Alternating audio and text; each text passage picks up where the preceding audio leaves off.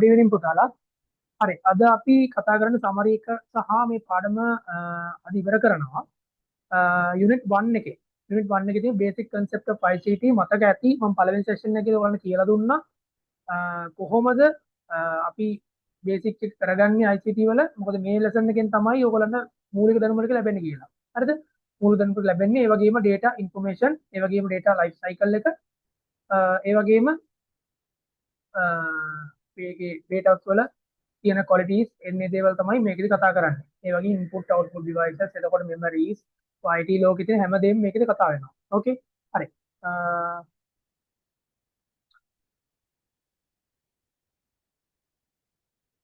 නම් මේකෙදි මුල් ටික ඉඳලා තියාගෙන යන්න විස්තර ටික.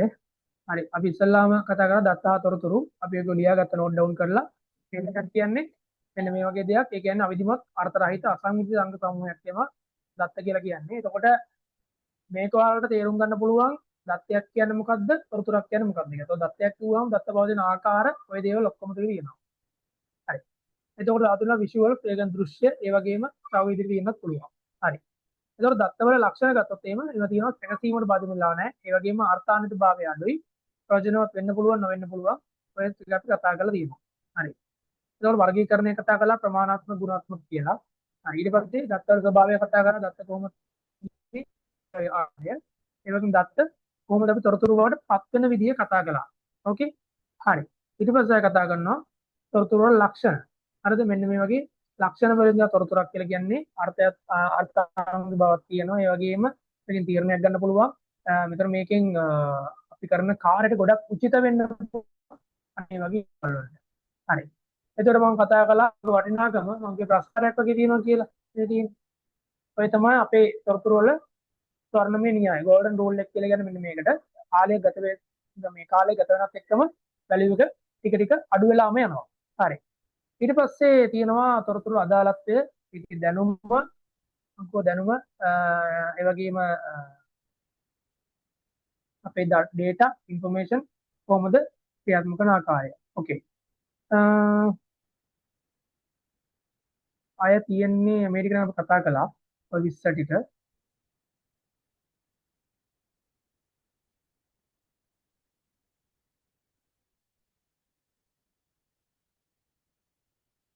අර මේ ටික ටික ආවට පස්සේ ඔක්කොම ටික ඕගොල්ලන්ට මේ විසිට් ආවට පස්සේ print out එකක් දාගෙන තියාගන්න පුළුවන්. sorry මේ print out එක මේක මේ අවශ්‍ය කොටස් ටික highlight කරගෙන තියාගන්න පුළුවන්. මෙන්න මේ ටික අවශ්‍ය වෙන්නේ කියලා. හරිද? අපි ලියලා තියෙන මේක. එහෙනම් note down කරගන්න අවශ්‍ය නැහැ මේක. okay. හරි. keyboard එක ගැන කලින් කතා කරා අපි typing keys, numeric keys, function keys, control keys කියලා keys වර්ග ටිකක් තියෙනවා. එතකොට මේ keys වර්ග ටිකක් මොනවද කරන්න කියලා අඳුර ගන්න ඕනේ. මොකද A level මට්ටමේ ඉන්නවනම් අපි මෙන්න මේ දැනුම මේ වගේ මට්ටමකට නම් අපි දිනු වෙන්න ඕන. නැත්නම් අපිට ඒක බෑ. හරි. එතකොට pointing devices වල ගත්තොත් mouse එක. mouse එක ගැන විස්තරයක් ලියාගත්තා. ඕකේ. ඔයාලට මේ විස්තර ලියන්න ඉඩ කොටසක් මම දාලා තියෙනවා මේ ටියුට් එකේදී. හරි. ඊට පස්සේ අපිට තියෙනවා touch screen එක ගැන කතා කරන්න තියෙනවා. touch screen එකත් අපි කතා කරලා තියෙනවා. ආයෙගේම joystick එක ගැන කතා කළා, light pen එක ගැන කතා කළා. ඒ වගේම කතා කරා imaging and video input outputs, sorry, video input devices, digital camera,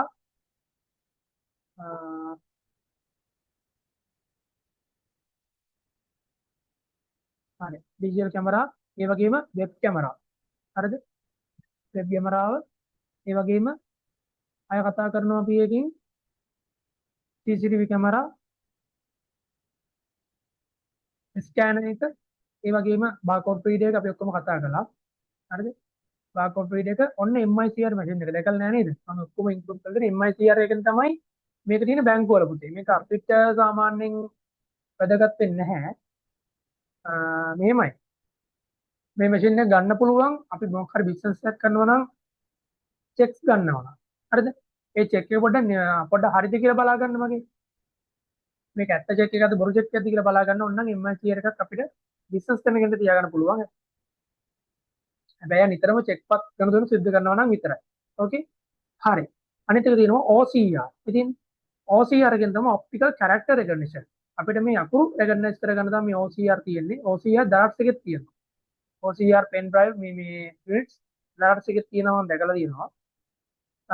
අනිත් එක තමයි OMR optical mark recognition. මේ තියෙන ඔයගොල්ලන්ගේ මේ MCQ questions mark කරන්නේ මෙන්න මේ වගේ. OMR machine. අර කතා කරලා අන්තිමට මයික්‍රොෆෝන් එක ඒ වගේම fingerprint reader එක output device එකෙන් soft copies කතා කරා මෙන්න CRT monitor එක මතකයි කතා කරලා අපි ගිහින් CRT monitor එකේ මේ තියෙන colors එන්නේ විදිහ මෙන්න මේ වගේ චූටි චූටි dots වලින් තමයි colors පෙන්වන්නේ හරිද අපිට මේක ගොඩාක්ම ලං වෙලා බැලුවොත් අමාරුයි කැමරාවක් ළඟට ගියා නම් මෙන්න මේක චූටි dots වගේ පේනවා يعني මේ tube එකට ඒ කලර් එක ප්‍රොජෙක්ට් කරනවා. ඒක ප්‍රොජෙක්ට් කරපුවම තමයි හැමදේම පේන්නේ. ඕකේ? හරි. ඊට පස්සේ LCD liquid crystal display LCD ගැන දන්නවනේ. LCD එක මම වලින් කිව්වා වගේම ඕගොල්ලන්ට තියෙන පුතේ මේක liquid එකක්. ඒත් මේ liquid එකට තමයි මේ liquid එකෙන් තමයි කලර් එක හැදෙන්නේ. එතකොට සමාස්ලාට මේ display එක ගියාට පස්සේ ඔය නිකන් කළු පාට ජෙල් එකක් වගේ හැරලා පේන නැත්තම් එක එක මේ දැම්මට පස්සේ එක එක අමුතු අමුතු පාටව නිකන් මේ තින්ත බේරලා වගේ මේ පේන්න පුළුවන් අන්න ඒවා LCD. හරිද? LED කියන්නේ එහෙම නෙමෙයි. LED එක මාරම ක්ලියර්. ඒ කියන්නේ නිකන් අපිට ඇහෙන් දකිනා වගේ මාරම ක්ලියර් එකක් තියෙන්නේ LED මොනිටර්ස් වල. හරි. එතකොට අනිත් එක උන් අපි කතා කළා බහුමාධ්‍ය ප්‍රක්ෂේපකය ප්‍රොජෙක්ටර් එක. ප්‍රොජෙක්ටර් එකත් තියෙන Android ප්‍රොජෙක්ටර්ස් තුනක් තියෙනවා. ඒ කියන්නේ ප්‍රොජෙක්ටර් ඇතුළේම Android සිස්ටම් එක තියෙනවා. හරි. ඊට පස්සේ පුතේ අපි කතා කරන්නේ printers මුද්‍රණ යන්ත්‍ර. හරි. අපි ඒකෙත් ටිකක් කතා කරමුකෝ. මම එක්ස්ප්ලেইন කරන්නම් මේ මුද්‍රණ යන්ත්‍ර කොහොමද වැඩ කරන්නේ කියලා. හරි. මුද්‍රණ යන්ත්‍ර කිව්වොත් මේක ලියා ගන්න අවශ්‍ය නැහැ පුතේ. මොකද මම දැන් මේක ඔයාලට PDF එක දෙනවා. කැමතිනම් print out එකක් දාගන්න පුතාලා. ඕකේ. කැමතිනම් print out එකක් දාගන්න. එහෙම නැත්නම් මම ඩෙලිවර් කරාට පස්සේ පොඩ්ඩක් highlight කරගන්න. හරි. printers පුතේ වර්ග දෙකකට බෙදනවා. මොකද්ද? printers අපි වර්ග දෙකකට බෙදනවා. මොකද්ද? impact printers and non impact printers. impact printers and non impact. එතකොට මේ impact printers කියලා කියන්නේ impact මොකක් හරි දෙයකට තල ගහන්න ඕනේ. ඒ කියන්නේ printer එකේ head එක වදින්න ඕනේ මේ කඩදාසිය. printer එකේ head එක මේ කඩදාසිය වැදුනොත් විතරයි. printer එකේ head එක මේ කඩදාසිය වැදුනොත් විතරයි මේක print වෙන්නේ. හරිද? ඒක තමයි අපි impact printers කියලා කියන්නේ. එතකොට impact printers කියලා කියන්නේ අනිවාර්යයෙන්ම මේක කඩදාසිය සහ printer එකේ head එක අතර ගැටීමක් සිද්ධ වෙනවා. හැබැයි මේකේ පොඩි අවාසියක් තියෙනවා. ඒක සද්දයි. හරිද? dot matrix printer ඉස්සර බිල් මෙහෙම print කරන 30 කාලා මෙහෙම print කරන printers තියෙන්නේ. අන්න ඒව තමයි පුතාලා මෙන්න මේ dot matrix printer එක කියලා කියන්නේ. ඒතර මේ dot matrix එක daisy wheel එක line printer එක ටිකක් සද්දෙන් වැඩි. ඒ වගේම පිරිවැය පැත්තෙන් අඩුයි. හරිද? සද්දෙන් වැඩි පිරිවැය පැත්තෙන් අඩුයි. හරිද? අනිත් එක තමයි සංඝට්ටනේ නොවන මුද්‍රණය. ඒ කියන්නේ අපේ කොළයයි අපේ print එකේ head එකයි touch වෙන්නේ නැහැ. නිකන් උඩින් යනවා විතරයි. නිකන් උඩින් යනවා විතර touch වෙන්නේ නැහැ. එතකොට තියෙනවා thermal printer එක. thermal printer කියලා කියන්නේ ඕගොල්ලන්ගේ ATM machine එකෙන් ඔයාලා සල්ලි ගන්නව නම් ඒ වගේම බස් ටිකට් එහෙම. ඒ ඔක්කොම thermal printer. හරිද? ඒ ඔක්කොම thermal printer. පුළුවන් නම් ATM එකකින් ගොඩ ගණදනුවක් කරලා ලැබෙන receipt එක. ඕකේ? ලැබෙන receipt එක පොඩ්ඩක් බලන්න ගෑස් එකේ දැල්ලට වගේ අල්ලලා බලන්න පොඩ්ඩක්. ගෑස් එකේ දැල්ලට වගේ චුට්ටක් අල්ලලා බලන්න මොකද වෙන්නේ? කළු පාට වෙනවා. ඒ කියන්නේ ඒක එන්නේ පුතේ. ඒ කියන්නේ ඒක එන්නේ ඒ කොලේ ඉන්ක් එකක් තියෙනවා. අර ඇතුලේ thermal print එකකින් ඒ අවශ්‍ය කොටස අවශ්‍ය print වෙන්න ඕන characters ටික විතර temp එකක් දීලා ඒ print එකේ head එක පත් කරනවා. ඒතකොට ඒකේ උඩින් කොලේ යද්දී මොකද වෙන්නේ? ඒක උඩින් අර කොලේ යද්දී අර ආරෝපණ ටිකත් එක්ක මෙයා රත් වෙලා අපි අර මේ කම්පියුටර් එකෙන් ඉන්පුට් කරන එක අර print එකේ කොලෙත් ඒ හරිය රත් වෙලා අකුරු බවට පත් වෙනවා. ඒක තමයි thermal print එක වෙන්නේ. හරිද? අනිත් එක තියෙනවා තාප මුද්‍රණය. Bubble jet. ඒ කියන්නේ inkjet printer. ඒ කියන්නේ inkjet කියන්නේ ඔයගොල්ලෝ දැන් ඔය කමියුනිකේෂන් වල තියෙනවා හැබැයි ඒක cost එක අඩුයි.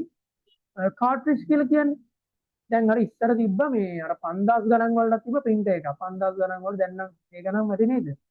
කාර්ට්‍රිජ් එක දාන්න ඕනේ. ඒත් අර සාමාන්‍ය ලැප්ටොප් ගන්නකොටත් නිකෝ මේ ඔය මේ printers නිකන් හම්බුණා. හරිද? ඒ කියන්නේ මෙහිමයි. printer එක දාන සාමාන්‍යයෙන් 5000 6000. හැබැයි කාර්ට්‍රිජ් එක රීෆිල් කරන්න ගියාම 2000 3000ක් යනවා. ඉතින් ඇත්තටම කිව්වොත් ඒක හරි නැහැ. ඒක ඇත්තට ඒ printer එක හරි නැහැ කියලා කියන්නේ රීෆිල් කරන්නත් බෑ. අන්ත රීෆිල් කරනකොට මට මතකයි ඉස්සර ඔය IT ක්ලාස් එකේ දැම්ම සර් කෙනෙක් රීෆිල් කරද්දී හැම තැනම තින්ත වැටෙනවා. ඉන්ජෙක්ෂන් කට්ටෙන් ගහන්න තියෙන්නේ. ඉතින් ඒක රීෆිල් කරන එක හරි මේ කියන්නේ ප්‍රැක්ටිකලි නැහැ. ඇත්තට මේක හරි අමාරුයි. එතකොට දැන් ආවිල්ලා තියෙනවා ඉන්ක් බොටල් එක ඇවිල්ලා. ඒ කියන්නේ බොටල් එකට පුරවන්න තමයි තියෙන්නේ. ඒක ලේසි. බොටල් එකට පෙරුව ඇත්තටම print out ගත්තා. හරිද? ඉන්ක් ජෙට්. එතකොට ඒකෙදි ජෙට් එකකින් මේ තින්ත විදිනවා අපේ කඩදාසියට. එතකොට ඒක තමයි inkjet bubble jet printers කියලා කියන්නේ. ඕකේ. හරි. laser printer කියලා එකක් තියෙනවා. මොකද laser printer. මේ laser printer එකෙන් වෙන්නේ laser system එක කියන්නේ laser ආලෝක කදම්බකින් තමයි මේ ටෝන එකක් තියෙනවා මේ ටෝන එකේ කුඩු ටික වැටලා ලේසර් එකෙන් තමයි මේක ආරෝපණය කරන්නේ. તો ලේසර් එකෙන් තමයි මේක print out එක වෙන එක ලේසර් තාක්ෂණයෙන් තමයි එන්නේ. ඒක ලේසර් ලයිට් එකක් තියෙනවා ලේසර් එකෙන් තමයි print out එක එන්නේ. හරි. දැන් අපි බලමු impact printers කියලා. හරි. impact printers වලින් ගත්තොත් මේක තියෙනවා මුද්‍රණ තාක්ෂණයේදී සංඝට්ටනය මුද්‍රණ යන්ත්‍ර ප්‍රාථමික ගණනට අයත් වෙනවා. මෙහි යාන්ත්‍රික උපක්‍රම එවන්නේ මුද්‍රණයේ හිස ඒ කියන්නේ හෙඩ් එක කඩදාසිය මත ගැටීම තුලින් මුද්‍රණය සිදුවීම. තින්ත රිබන් කඩදාසිය මත ගැටීම තුලින් මුද්‍රණය සිදුවීම එය රිබන් පටිය මත මුද්‍රණයේ හිස පත්වීමක් සිදුවේ. මේ ක්‍රියාත්මක වීමේදී ഘോഷාකාරී ශබ්දයක් පිට වේ. ඔන්න මේකේ තියෙන වෙනස්කම් ටික කිව්වා මේක මොකද වෙන්නේ ഘോഷාකාරී ශබ්දයක් ඇති වෙනවා මේක වැඩ කරන්නේ. ඇයි ഘോഷාකාරී ශබ්දයක් ඇති වෙන්නේ? ඇයි ഘോഷාකාරී ශබ්දයක් ඇති වෙන්නේ? මොකද මේ print එකේ head එක අර කඩදාසියේ වදින ශබ්ද තමයි මේ ඇහෙන්නේ. ඒක තමයි මේ ഘോഷාකාරී කියලා කියන්නේ. හරි.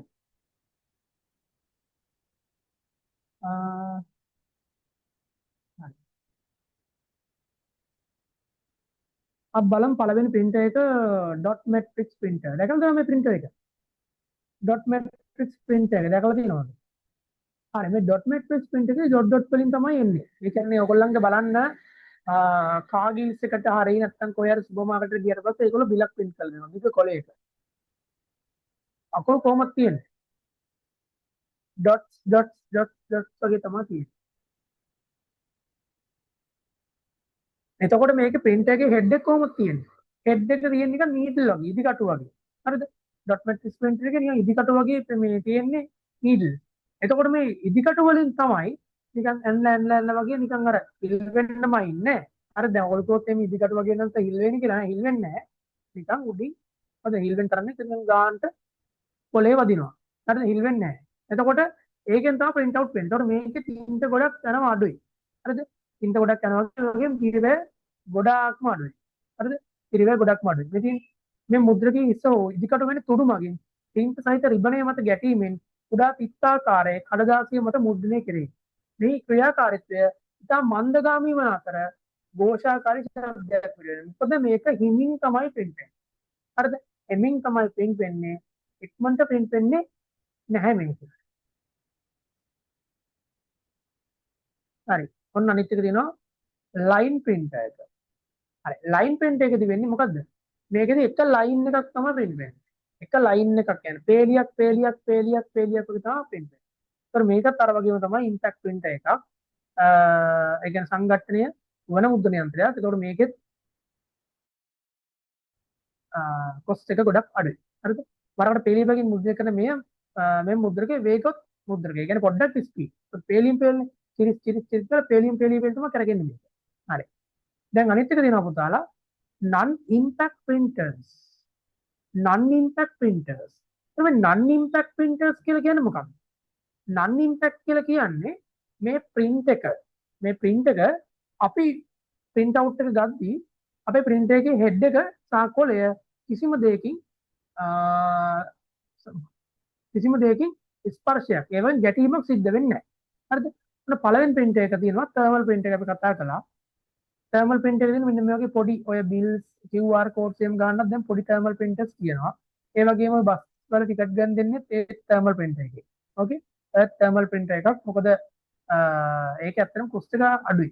හරිද? මොකද ink එකක් කියලා දාන්න ඕනේ නැහැනේ. ink එක කොලේම තියෙනවා. ඒක තමයි thermal printer. ඒ වගේම පාවිච්චි කරන්නත් ලේසියි. හරි. ඔන්න අනිත් එක තමයි බබල් ජෙට් ඉන්ක්ජෙට් printer එක. printer එක දැන් අලුත් printer එකක් දාලා තියෙන මේක ඔයාලට බලා ගන්න පුළුවන් පුතාලා. මේ පැත්තෙන් කලර්ස් තුනක් පේනවා මේ. බලන්න මවුස් එක දාලා තියෙන මේ පැත්තෙන් කලර්ස් තුනක් තියෙනවා මෙන්න මෙතන. printer එකේ. මේ කලර්ස් තුනක් තියෙනවා. මේ උඩ කොටස ඇරලා මේකට අපි මේ කටින් සෝරි කඩෙන් මේ කලර්ස් ටික අරගෙන ඇවිල්ලා මේකට ෆිල් කරන්න විතරයි ඕන. අපි කලර්ස් ටික අරගෙන ඇවිල්ලා දැන් නිල් පාට ඕන නම් නිල් පාට බොටල් එක ඇරියා නිල් පාට දැම්මා. මේක එහෙම කලර්ස් එන්නේ නැහැ. මේක නිල් වගේ තිබ්බට එහෙම නෙමෙයි කලර්ස් තියෙන්නේ. RGB න red green blue වෙනවා. RGB printers නම් ගොඩක්ම තියෙන CMYK printers. crayon Y yellow M magenta A black ඔහොම තමයි තියෙන්නේ. හරිද? CMYK printers එන්නේ. එතකොට මේකෙදි අවශ්‍ය කලර්ස් ටික දාගන්න ඕනේ. හරිද? වෙනම අවශ්‍ය කලර්ස් ටික මේ print එකේ නම්බර් එකක් තියෙනවා. ඒ නම්බර් එකට ඔයගොල්ලෝ බයික් මේ කඩෙන් සල්ලි දීලා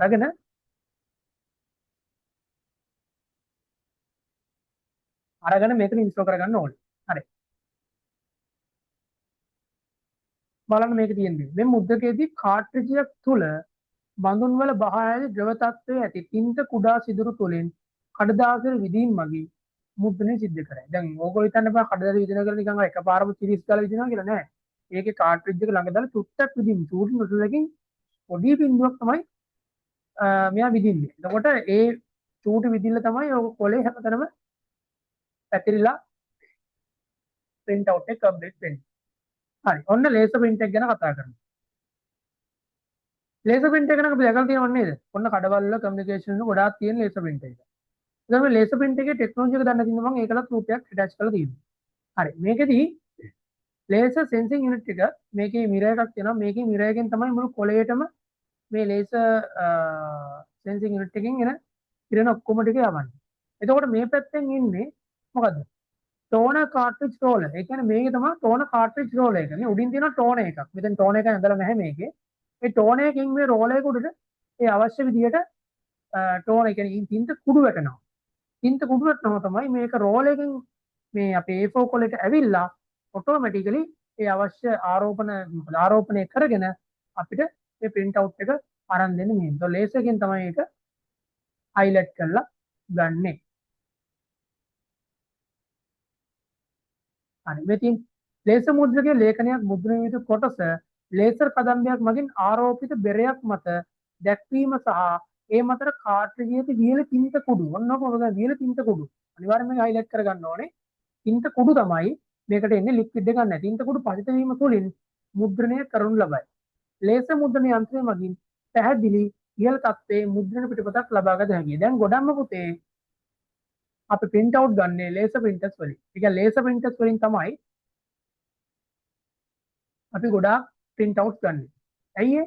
quality එක වැඩි. ඒ වගේම cost එක ටිකක් වැඩි. හැබැයි ඒක දැන් මේ අපි ඉන්න විදිහත් මේ ඉන්න මේ එදින්දා ඇප්ලිකේෂන් එක කියන්නේ එදින්දා කටයුතු වලදී laser print එක ගොඩක් වැදගත් වෙනවා. ඒ හින්දා ඒකේ වියදම ගැන ලොකුවට කට්ටිය කවුරුත් බලන්නේ නැහැ.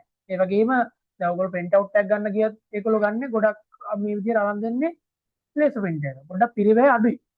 පිරිවැය අඩුයි ගුණාත්මක භාවය ගොඩක් වැඩි. පිරිවැය ටික අඩුයි. අඩුම කියලා කියන්නත් බෑ. laser color printer එකක් ගත්තොත් එහෙනම් මේක colors වලින් කුඩු ගන්න ඕනේ. ඉතින් ඒක චුට්ටක් එක්ස්පෙන්සිව්. laser වලින් color ගන්නවා කියලා කියන්නේ ඒක මිල අධිකයි. black and white එකෙන් ගන්න එක කිසිම ප්‍රශ්නයක් නැහැ. මොකද මේක මිල අඩුයි. හරි. අනිත් එක තමයි plotter. plotter කියලා කියන්නේ ලොකු මැෂින් එකක්. ඒ වගේම plants print කරන්න වගේ තමයි මේ වගේ මැෂින් ගන්නෙ. ඒ වගේම printing digital printing කරන්නත් මේ වගේ plotter ලොකු machines පාවිච්චි කරනවා. හරි. ඔන්න ඊළඟට කතා කරනවා අපි computer memory. පරිගණක මතකය ගැන. හරි. පරිගණක මතකය ගත්තොත් සාලා පරිගණකයේ මතකය කොහොමද බෙදෙන්නේ? ප්‍රාථමික මතකය, ද්විතීයික මතකය කියලා කොටස් දෙකකට බෙදෙනවා. ප්‍රාථමික මතකය, ද්විතීයික මතකය. ඒත් ප්‍රාථමික මතකය ගත්තොත් ඒකේ කොටස් තුනක් තියෙනවා. RAM සසම්භාව්‍ය විසුම් මතකය, දෙවෙනි එක ROM පඨන මාත්‍ර මතකය, අනිත් එක වාරක මතකය කෑෂ් මෙමරි කියලා. වාරක මතකය කෑෂ් මෙමරි කියලා කියනවා. හරි. මේ RAM එක කියන එක පුතාලා අහලා තියෙනවා. RAM එක අහලා තියෙනවා, ROM එක ඒත් ටිකක් අහලා තියෙනවා. කෑෂ් එකත් කලින් අහලා තියෙනවා IT පාඩමේදී මම විස්තර කරනවා වාරක මතක කියන්නේ මොකක්ද කියලා. හරි.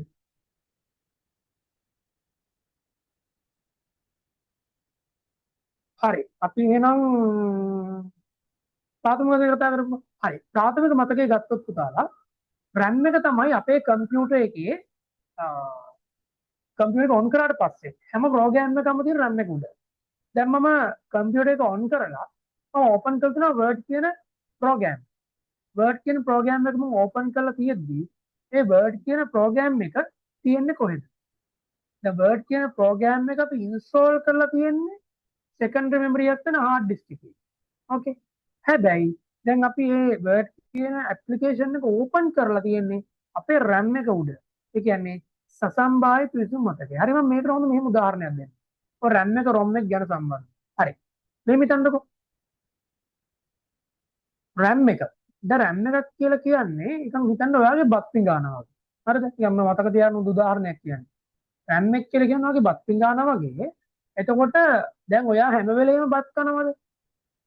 හැම වෙලේම බත් කනවද? නෑ. ඔයා හැම වෙලේම බත් කන්නේ නැහැ. හැම වෙලේම බත් කන්නේ නැහැ. එතකොට දැන් මේ මොහොතේ බත් පිඟානේ ඔයාගේ කැම්පින් ගානේ බත් තියනවද? නැහැ. එතකොට ඔයා කෑම කන්නේ නැහැ. එතකොට දැන් ඔයා කෑම කන වෙලාවට මොකද කරන්නේ? ඔයාගේ RAM එක කියන්නේ අපි කම්පියුටරේ වැඩ කරන වෙලාවට අන්න ඒ වගේ වෙලාවේ RAM එක වැඩ කරනවා. කම්පියුටර් එක ඕෆ් කරාට පස්සේ RAM එකේ කිසිම දෙයක් නැහැ. ඒකත් මේ වගේ තමයි ඔයාගේ ඒ කැම්පින් ගන්න වගේ තමයි. දැන් ඔයා කෑම බෙදාගෙන යද්දී බෙදන්න යනකොට යන්නේ කුස්සියට යනවා. හරි. ගිහිල්ලා ගන්න ඔයාගේ පිඟාන. පිඟානට නම් ඔයාට අවශ්‍ය තරම ඔයා බෙදා ගන්න.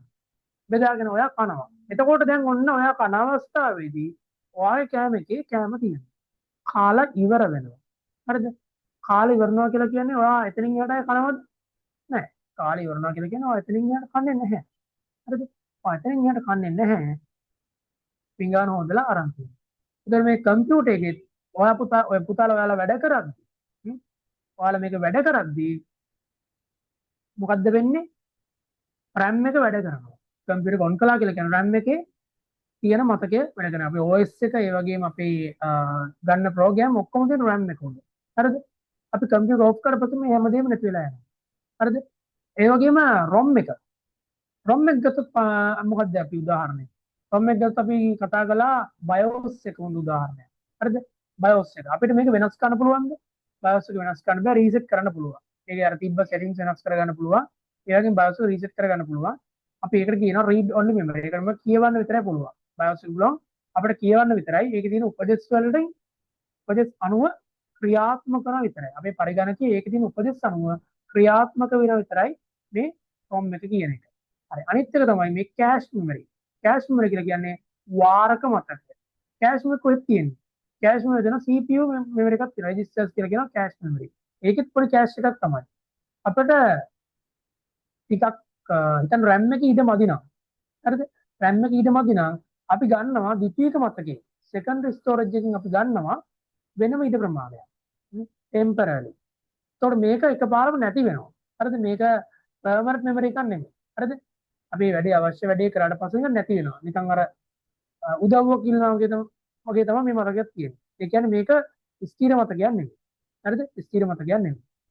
හරි. secondary storage එකේ ගත්තොත් ද්විතීයික මතකයක් ගත්තොත් අපි ඒකෙදි කතා කරනවා අපිට ස්ථීර වශයෙන්ම තියාගන්න දේවල්. මොනවද අපි ස්ථීර වශයෙන්ම තියාගන්න මේ රඳව ගන්න මතකය? පිටන්න ඔයගොල්ලෝ ෆෝන් එකේ ෆොටෝස් ටිකක් ගන්නවා. ඔයාලා දුර තැනකට ගිහිල්ලා.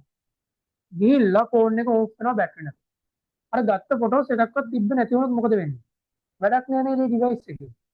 ඒ ඩිවයිස් එකේ වැඩක් නෑ. අපි ගන්න ෆොටෝස් ඒ වගේ වැදගත් දේවල් අපි තියාගන්නේ මොකේද?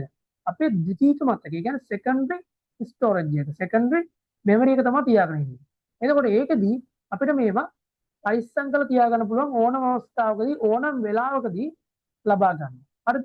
අපි ඒවට පාවිච්චි කරනවා hard disk, ඒ වගේම pen එක, ඒ වගේම memory cards, CD DVD drives අන්න මෙන්න මේ දේවල් තමයි කතා කරන්නේ secondary memory එකට.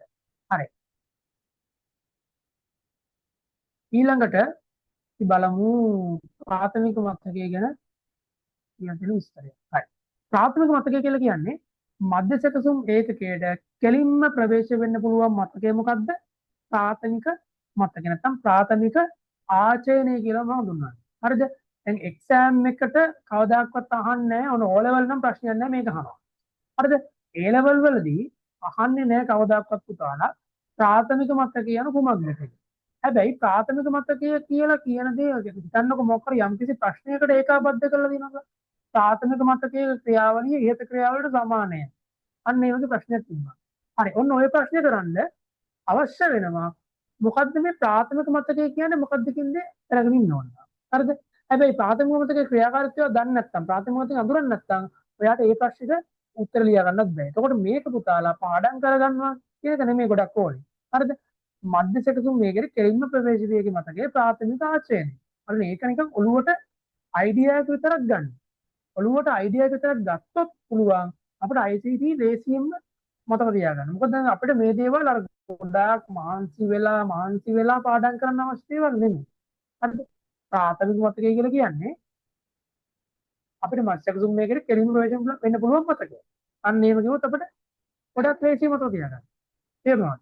හරි. දැන් අපි යමු ඊළඟ කොටසට. හරි. ඊළඟ තමයි සසම්භාවී පිවිසුම් මතකය. සසම්භාවී පිවිසුම් මතකය. මොකද මේ සසම්භාවී පිවිසුම් මතකය කියලා කියන්නේ? අපේට කියනවා RAM එක කියලා. මොකද්ද? අපි RAM එක කියලා කියනවා. RAMs කොහෙද තියෙන්නේ? RAMs කොහෙද තියෙන්නේ? RAM තියෙනවා අපේ කම්පියුටර් එක ඇතුලේ. හරිද?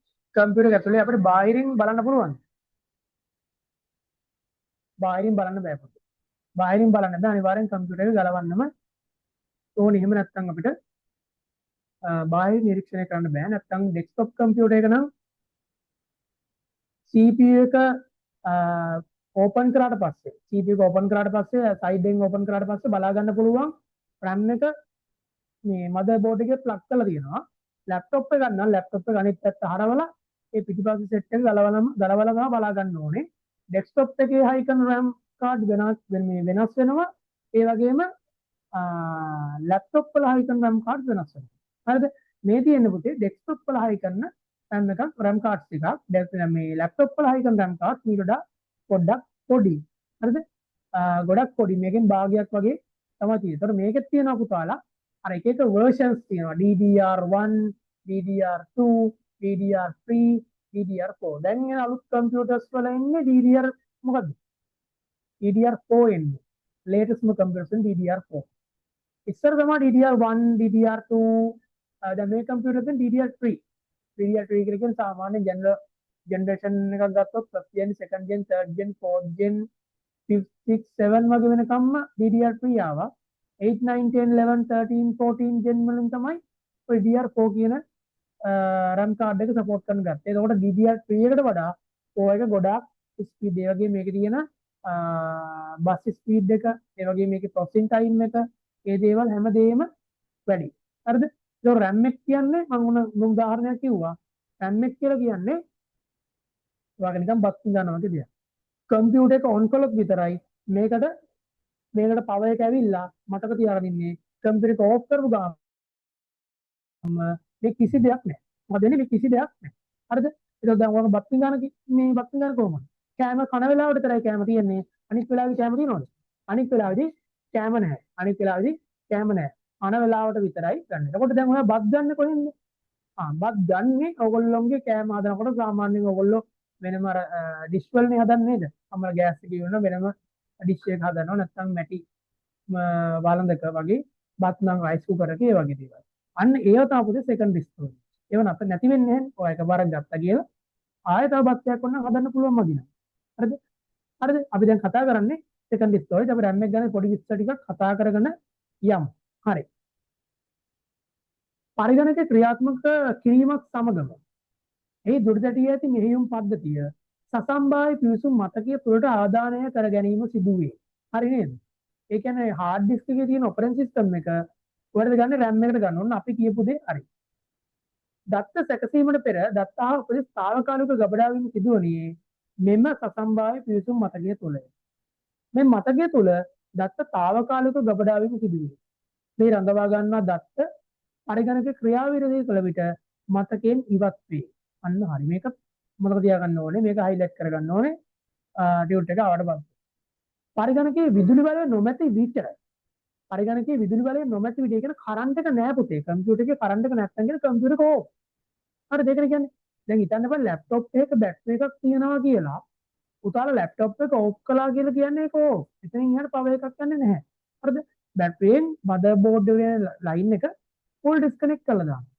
හරිද? ෆුල් ඩිස්කනෙක්ට් කරලා දානවා. ඒක එතනින් එහාට කරන්ට් එක එන්නවද? ආයෙ කරන්ට් එක එන්නේ නැහැ. මතකයෙන් ඉවත් වේ. පරිගණකයේ විදුලි වල නොමැති විට දත්ත මැකී යන බැවින් මේ මතකය නශ්‍ය මතකය ලෙසින් හැඳින්වේ. මේ මතකය තුළට දත්ත ඇතුළත් කළ හැකි සේම ඇතුළත් කර ඇති දත්ත නැවත ලබා ගැනීමද සිදු කර හැකියි. ඒ කියන්නේ ඇතුළත් කරපු දත්ත ආයේ ලබා ගන්න එකක් මේකෙන් කරනවා. ඕකේ? හරි. ඔය තියෙන්නේ RAM කාඩ් එක ගැන. ඔන්න ඊළඟට කතා කරනවා ROM එක. හරි. මම ROM එකක් දාලා තියෙන IC එකක් විතරයි පුතේ. අපේ ROM එක බලන්න පුළුවන් ද බාහිරින්? මේකත් පුතේ බාහිරින් බලන්නත් බෑ. හැබැයි RAM එක මේ මදර්බෝඩ් එකේදී ටිකක් මේ ROM IC එක හොයාගන්නත් ටිකක් අමාරුයි. මොකද මේක ROM කියලා ගහලා නැහැ. මේගොල්ලන්ගේ ASUS කියලා මේක ASUS නම් ASUS Dell නම් Dell දාලා BIOS system උනර IC එකකින් තමයි තියෙන්නේ. අපිට IC මතක නැහැ. ඉතින් ඔය IC එක තියෙන මේක read only memory. කියවන්න විතරයි පුළුවන්. හරිද? ඒතකොට මේ ROM වර්ග තියෙනවා EROM, EEPROM දෙයන කතා කරනවා. ඒ කියන්නේ මේ ROM එක වෙනස් කරලා ලියන්න. දැන් මේ වගේ එන්නේ read only memory එකක්. ඒ කියන්නේ මේ ROM එකේ දාලා තියෙන details කියවන්න විතරයි පුළුවන්. දැන් මේක පුතේ නැෂ්‍ය මතකයක්ද? නෑ. මේක නැෂ්‍ය වුණොත් එහෙම ඉවරයිනේ. මේක නැෂ්‍ය මතකයක් නෙමෙයි. කම්පියුටර් එක ඕෆ් කරලා ආයි ඔන් කරද්දී කම්පියුටර් එක ඕෆ් කරලා ආයි ඔන් කරද්දී කිසිම වෙනසක් නැතුව මේකේ තියෙන මතකේ නැති වෙන්නේ නැතුව තියාගන්නවා. හැබැයි කරන්නේ මේකේ තියෙන මතකය විතරයි කියවන්නේ. කිසිම දෙයක් එකතු කරන්නේ නැහැ. මේකේ තියෙන මතකේ වෙනස් කරන්නත් බෑ. ඒ තියෙන දේ විතරයි මේකේ මෙයා කියවන්නේ. ඒකට මේක ස්ථීරව ගබඩා කරන උපාංගය. හරි බලන්න මේකේ තියෙන විස්තරය. පරිගණක ක්‍රියාත්මක වීම සඳහා අවශ්‍ය විශේෂ උපදෙස් ඒ නිෂ්පාදකයා විසින් ස්ථීරව ගබඩා කර ඇත්තේ පටන මාත්‍ර මතකය තුළයි. මෙම පටන මාත්‍ර මතකය පරිගණකයේ මව්පුරුව වෙත සම්බන්ධ කර ඇත. පරිගණකයේ ක්‍රියාවිරහිත කළද පටන මාත්‍ර මතකය තුළ ගබඩා කර ඇති දත්ත නැකී නොයයි. ඒ කියන්නේ අපි කම්පියුටර් ඔෆ් කළා කියලා මේ ROM එක ක්ලියර් වෙනවද? ROM එක ක්ලියර් වෙන්නේ නැහැ. RAM එක ක්ලියර් වෙනවා. ROM එක ක්ලියර් වෙන්නේ නැහැ. ඒ නිසා එය නැෂ්‍ය නොවන මතකය ලෙස හැඳින්වේ. නෝත් මූලික ආදාන ප්‍රතිදාන පද්ධති විධාන මෙන්ම පටන මාත්‍ර මතක තුලද ගබඩා කර ඇත.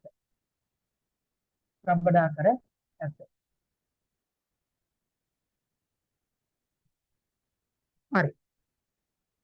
ඔන්න මම කිව්වා මේ පටන මාත්‍ර මතක වර්ග ටිකක් තියෙනවා කියලා. හරිද? පළවෙනි එක තමයි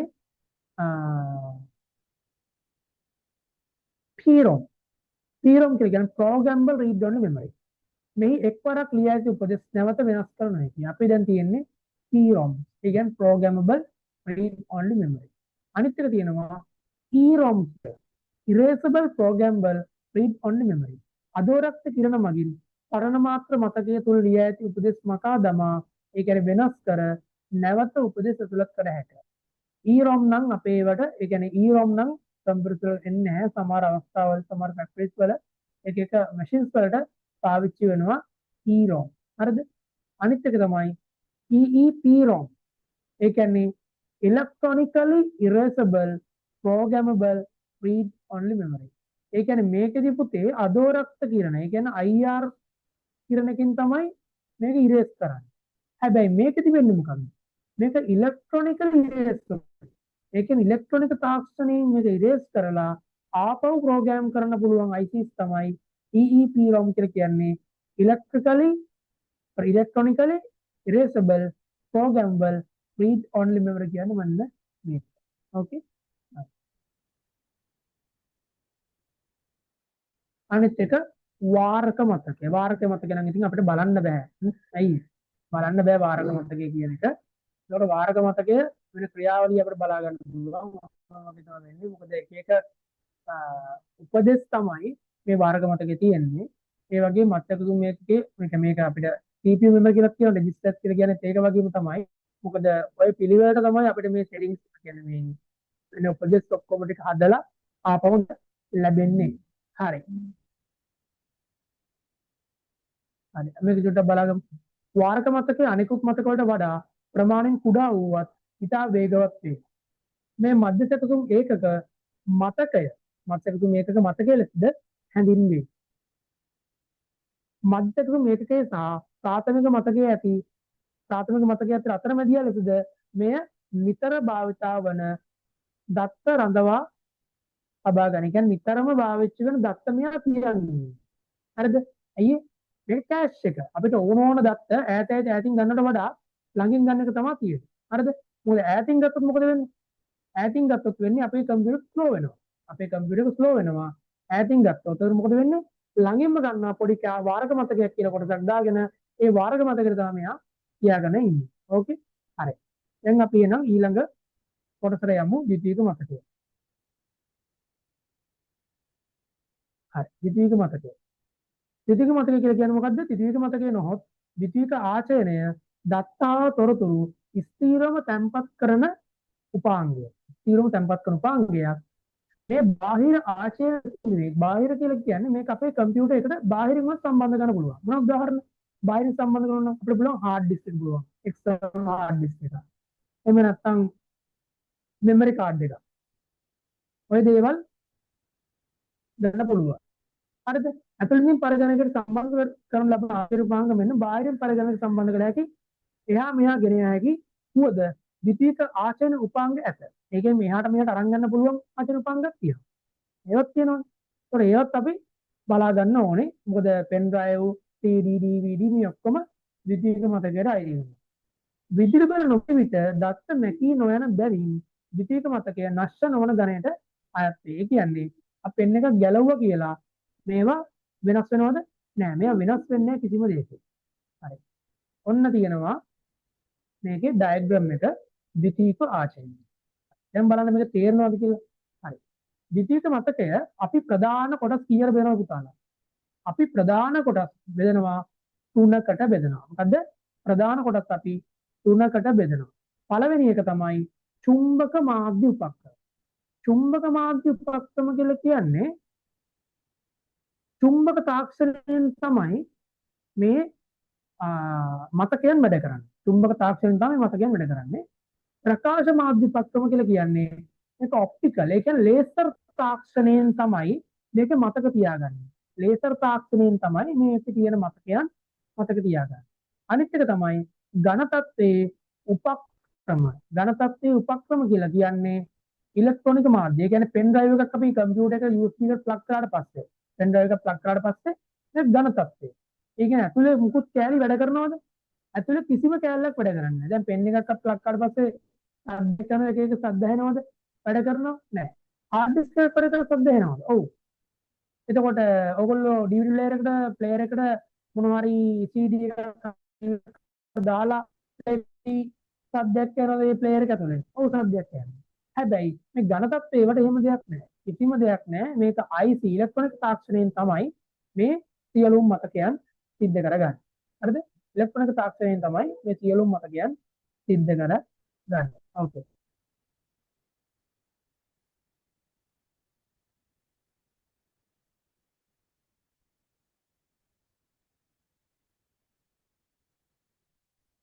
බලන්න චුම්බක මාධ්‍ය උපක්‍රම වලදී මොනවද තියෙන්නේ කියලා. හරි. චුම්බක මාධ්‍ය උපක්‍රම වලදී පළවෙනි එක තමයි දෘඩ තැටිය කියලා කියන්නේ. මොකද පළවෙනි එක තමයි දෘඩ තැටිය. එතකොට මේ දෘඩ තැටිය කියන එක අපි කියනවා හાર્ඩ් ඩිස්ක් එක කියලා. ඒවල හැමෝම හાર્ඩ් ඩිස්ක් එක කියවන්නේ දන්නේ නේද? සිංහලෙන් කියන්නේ දෘඩ තැටිය. දෙවෙනි එක ෆ්ලොපි ඩිස්ක්. නම්‍ය තැටි. අන්තිමට තියෙනවා ඊළඟට තියෙනවා මැග්නටික් ටේප් තියෙනවා. අනිත් එක ස්කිප් ඩිස්ක් තියෙනවා, ජෑස් ඩිස්ක් තියෙනවා. මේවත් ෆ්ලොපි ඩිස්ක් වගේම තමයි. දැන් ඉතින් ගොඩක් පාවිච්චි වෙන්නේ නැහැ. දැන් ෆ්ලොපි ඩිස්ක් එක ගන්න මල්ලක තියෙනවා. දැන් මගේ ලැබ් එකේ නැහැ පෙන්නන්න. ෆ්ලොපි ඩිස්ක් කියලා කියන්නේ හතරස් පොඩි ඩිස්ක් එකක්. hard disk නම් හැමෝම දැකලා තියෙනවනේ. magnetic tape එක කියලා කියන්නේ ඕගොල්ලෝ අර පොඩි කාලේ සින්දු අහන්න පාවිච්චි කරපු cassette piece. අන්න ඒව තමයි magnetic tape කියලා කියන්නේ. cassette piece තමයි magnetic tape කියලා කියන්නේ. cassette piece වල. okay හරි. දැන් අපි බලමු ඒවා කොහොමද තියෙන්නේ කියලා. අනිත් එක කතා කරමු optical media devices. CD තියෙනවා, DVD තියෙනවා. ඒ වගේම Blu-ray disc තියෙනවා. මේක magnetic optical disc. sorry. මේකේ digital මේක magnetic online එක නෝනේ. හරිද? digital versatile disc, CD DVD, optical disc. okay compact disc. මේක නම් අවශ්‍ය නැහැ. okay ඒක අවශ්‍ය නැහැ. Blu-ray disc. හරි. ඊළඟට තියෙනවා solid state devices වලින්. ඒ කියන්නේ ඝන තත්ත්ව උපාංග වලින් තියෙනවා මොකද USB flash drive කියලා කියන්නේ pen එක, memory card කියලා කියන්නේ ඔයගොල්ලන්ගේ chip එක කියලා කියන්නේ memory card කියන්නේ අන්න ඒවා. okay හරි. දැන් අපි ඉගෙන ගමු චුම්බක මාධ්‍ය උපක්‍රම කියන්නේ. හරි. චුම්බක මාධ්‍ය උපක්‍රම කියලා කියන්නේ පුතේ අපි පරිගණකයට. හරිද? චුම්බක මාධ්‍යයෙන් තමයි මේ දත්ත මතක තියාගන්න. පරිගණකයේ තියෙන උපාංගයක් වෙන hard disk එක අපේ දත්ත මතක තියාගන්නේ චුම්බක තාක්ෂණයක් මගින්. හරිද? චුම්බක තාක්ෂණයක් මගින් කියලා කියන්නේ පුතේ හිතන්නකො චුම්බක තාක්ෂණය ඇති කරනවා. එන තාක්ෂණය මම කියන්නේ. චුම්බක තාක්ෂණය ඇති කරනවා එකයි. චුම්බක තාක්ෂණය නැති කරනවා බිඳුවයි. චුම්බකය එනවා 1.1.1 ඔන්නෝම තමයි පුතේ මේ hard disk එකේ data read write වෙන්නේ. මේ hard disk එකේ බලන්න පැටි ගොඩක් තියෙනවා මේ. පැටි ගොඩක් තියෙනවා. අපේ hard disk වලත් පුතේ පැටි ගොඩක් තියෙන්න පුළුවන් නැත්නම් සමහරකට තනි පැටියක් තියෙන්නත් පුළුවන්. හරිද? සමහර දැන් ඔය 2TB වගේ આવොත් එහෙම 1TB hard disk 1TB hard පැටි දෙකක් දාලා තියෙනවා. අන්න ඒ වගේ අවස්ථා. දැන් 8TB තියෙනවා. ඒ වගේ ගොඩක් ධාරිතාවයෙන් දෙන hard disk තියෙනවා. 8TB 10TB 20TB තියෙනවා. මොකද ඒවා පාවිච්චි කරන ගොඩක් ඔය CCTV recordings වල. පරිගණක වල නම් උපරිම පාවිච්චි කරන්නේ 2TB 5TB වගේ තමයි. දැන් ඊට උපරිම 1TB තමයි මේ කම්පියුටර් 2013 ගද්දිත් 1TB කියන එක තිබ්බා. ඒකවල 1TB කියලා කියන්නේ ලොකුම ස්ටෝරේජ් එක. දැන් ඉතින් 2TB 3TB 5TB ඔය වගේ ඩිස්ක් hard disk හොයාගන්න පුළුවන්. මොකද දැන් තාක්ෂණය ගොඩක් දියුණු වෙන හින්දා. හරි. ඔන්න දුරතඩිය ගැන පොඩි විස්තරයක් මම ඔයාලට දාලා තියෙනවා. දත්ත හා තොරතුරු තැන්පත් කිරීම සඳහා යොදා ගන්න ලබන ප්‍රචලිත මාධ්‍යයක් වන දුරතඩි සාමාන්‍යයෙන් දක්නට ඇත්තේ පරිගණකය තුලය. දුරතඩියේදී දත්ත හා තොරතුරු කියවීමට සහ ඒ මත ලිවීමට පරිශීලකයාට හැකිය. එම නිසා මෙම මාධ්‍ය කියවීම සහ ලිවීම මතක ලෙස හැඳින්වේ. තාක්ෂණයේ දියුණුවත් සමගම දුරතඩියේ ධාරිතාවය දිනෙන් දින වැඩි වෙනවා. මම කිව්ව දේ හරි නේද? අපි තාක්ෂණ දියුණුවත් එක්කම දැන් ඒක තව අවුරුදු 5කින් 10කින් වගේ කම්පියුටර් එකට එන්න පුළුවන් 5TB. හරිද? තව අවුරුදු 10කින් විතර 10TB. ඒ කියන්නේ අපි පාවිච්චි කරන ඇප්ලිකේෂන්ස් ප්‍රමාණයෙන් වැඩි වෙනවා. දැන් ඉස්සර බලන්න Facebook app එක කොහොමද තිබ්බේ කියලා. මම හිතන්නේ මම Android ඉස්සෙල්ලාම පාවිච්චි කරේ. මම උඩ මතකයක් කියන්නම්. මම A level යන කාලේ 2016 A level කරේ මම. එතකොට Facebook හැදුවට පස්සේ Facebook Lite කියලා app එකක් තිබ්බා. app එකම තිබ්බා. Facebook Lite එකේ නිකන් ලොකු options නැහැ, animation නැහැ. නිකන් අර Facebook එකේ යන පැට් එක විතරයි වෙන්නේ. Lite එකක් තිබ්බා, normal Facebook එකක් තිබ්බා. Lite එක තමයි පාවිච්චි කරේ. ඇයි මේ අර Facebook එකේ data කැපෙනවා. ඒ කාලේ data ලොකු අර්බුදයක් තිබ්බා මේ අපේ කාලේ. data අර්බුදයක් තිබ්බා. ඒ කියන්නේ data එකමඩ කැපෙනවා. ඒ හින්දා දැන් ඔය වගේ unlimited package තිබ්බේ නැහැ ඒ කාලේ. 2016 15 වගේ මම කියන්නේ. එතකොට මේ Lite app එකෙන් තමයි ගොඩක් Facebook වල මේ ගියේ. එතකොට Facebook එකේ capacity එක Lite app එක මම ගන්න මෙගාබයිට් 10ක් 15ක් වගේ. normal Facebook එකත් මෙගාබයිට් 200ක් වගේ.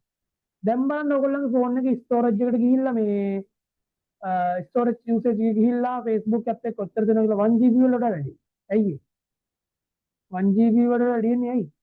ඉස්සන්න මෙගාබයිට් 200 150 තිබ්බ ඒවා. ඇයි වැඩි වෙන්නේ? මේ app එකේ තියෙන content එක වැඩි වෙනවා. තාක්ෂණයේ දියුණුවත් එක්කම අලුත් දේවල්. දැන් මොනවද තියෙන්නේ? ඒ කාලේ තිබ්බ නැහැ මාකට් ප්ලේස් කියන ඒවා Facebook එකේ. chat කරන්න පුළුවන්, notification බලන්න පුළුවන්. එතකොට ඒ වගේම අර groups කියන දේවල් ගොඩක් නැහැ. හරිද? එතන communities නැහැ. pages කියන දේවල් ලොකුවට මේ develop වුන්නේ නැහැ. නිකම් ප්‍රොෆයිල්ස් විතරයි ආවේ. Facebook කියන එකේ ප්‍රොෆයිල්ස් කියන. දැන්නේ ඒකේ වෙනම මාකටිං පැත්තක් ඇවිල්ලා තියෙන වෙනම මෙටා කියලා මෙටා වෙරිෆයිඩ් කියලා වෙනම ඇවිල්ලා තියෙනවා. මාකටිං වෙනම ආවලා තියෙනවා. සෝරි. මාකටිං වෙනම ඇවිල්ලා තියෙනවා. එන්නේ ඒ වගේ දේවල් ඇවිල්ලා තියෙන එහෙමනේ. එතකොට මේ ඔය මාකටිං කියන එක කියන දේ Facebook එකට ඇඩ් කළා. මාකටිං කියනවා Facebook ඇඩ් කළා. එතකොට ඒ ටිකෙන් ටික මොකද වුනේ? මේ කන්ටෙන්ට් එක ප්‍රමාණය වැඩි වුණා.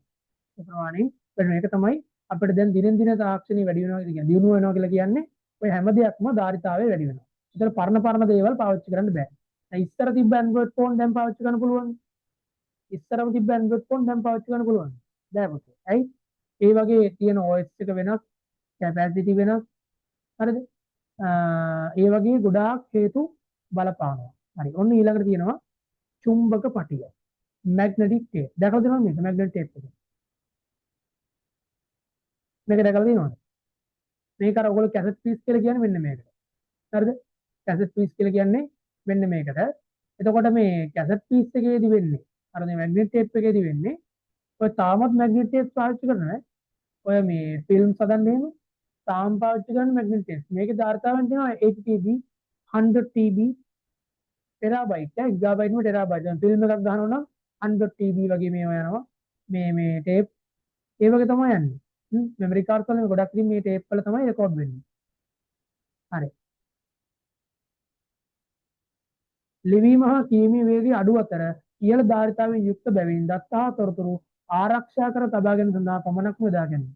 හිතන්න ඔය ඒ කාලේ සුනාමියක් ආව 2004 දී. ඔයගොල්ලෝ ඉපදිලා ඇති නේද? 2004 සුනාමියක් ආව ලංකාවට. ඒතර ඒකෙදි වත් වීඩියෝ ක්ලිප් තුනක් තව තියෙනව නේද? ඒ විදිහටම. ඒ තියෙන්නේ මෙන්න මේ වගේ. තාම ඒවා පරිස්සම් කරලා තියෙනවා. ඒ කියන්නේ මේ කියන්නේ දත්ත හා තොරතුරු ආරක්ෂා කර තබා ගැනීම සඳහා පමණක්ම යොදා ගැනීම. ඒ කියන්නේ අපිට මේකේ ආරක්ෂාව දෙන්නත් ගොඩාක් වැඩි. පෙන් එකක් ගත්තොත් පෙන් එක ආරක්ෂිතද ඔයගොල්ලෝ කියන්නේ. පෙන් එකක් මෙමරි කාඩ් එකක් ආරක්ෂිතද? මේ හිතන්නකෝ. පෙන් එකක් ගත්තොත් ආරක්ෂිත නැහැ. පෙන් එකේ තියෙන පොඩි යම්කිසි කාලයක් තියෙනවා. ඔයා පෙන් එකේ ඩේටා ටිකක් දාලා අවශ්‍යම ඩේටා ටිකක් දාගෙන හරිද? ඒ පෙන් එක කිසිම දෙයකට ප්ලග් නොකර අවුරුදු 20ක් නැත්නම් අවුරුදු 15ක් අල්මාරියේ කාරේ කොහේ හරි දාලා තියෙනවා. හරිද? කොහේ හරි පරිස්සම් කරලා තියෙනවා. ඔන්න ඔයාට ආයි ඉතුරු වෙලාවක මේ පෙන් එක ප්ලග් කරොත් පෙන් එක වැඩ කරනවා. පෙන් එක එකපාරම වැඩ කරන්නේ නැති වෙන්න පුළුවන්. ටික වෙලාවක් තියෙන්න පුළුවන්. හරිද? ටික වෙලාවක් කියලා එකපාරම මොන පෙන් එක පෙන්වන්න ගන්නවා. හැබැයි තියෙන දෙයට නැති වෙලා තියෙනවා.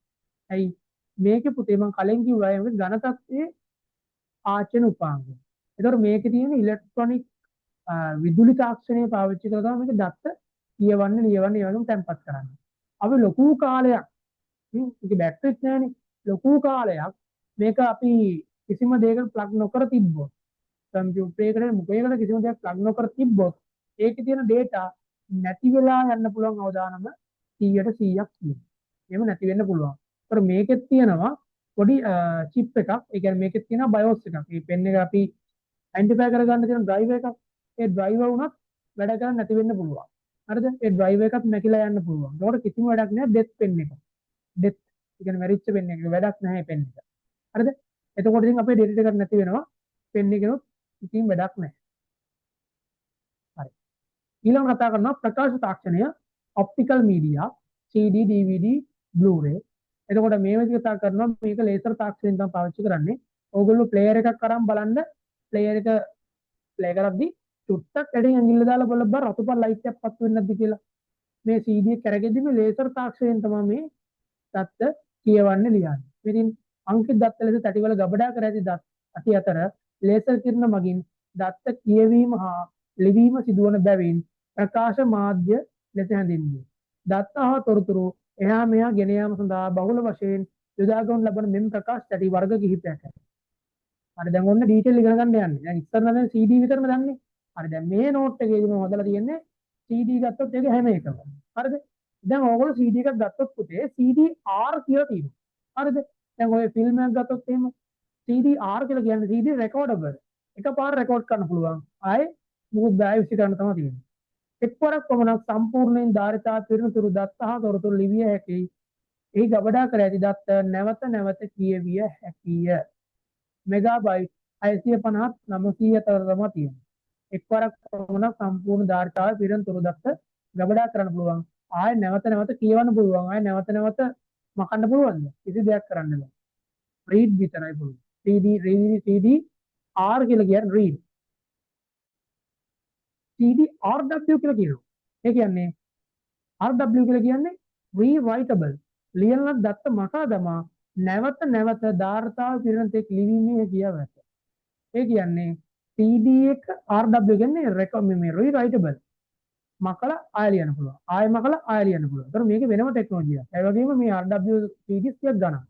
හැබැයි ධාරිතාව කොච්චරද? 650ත් 900ත් අතර ධාරිතාවයන් තියෙනවා.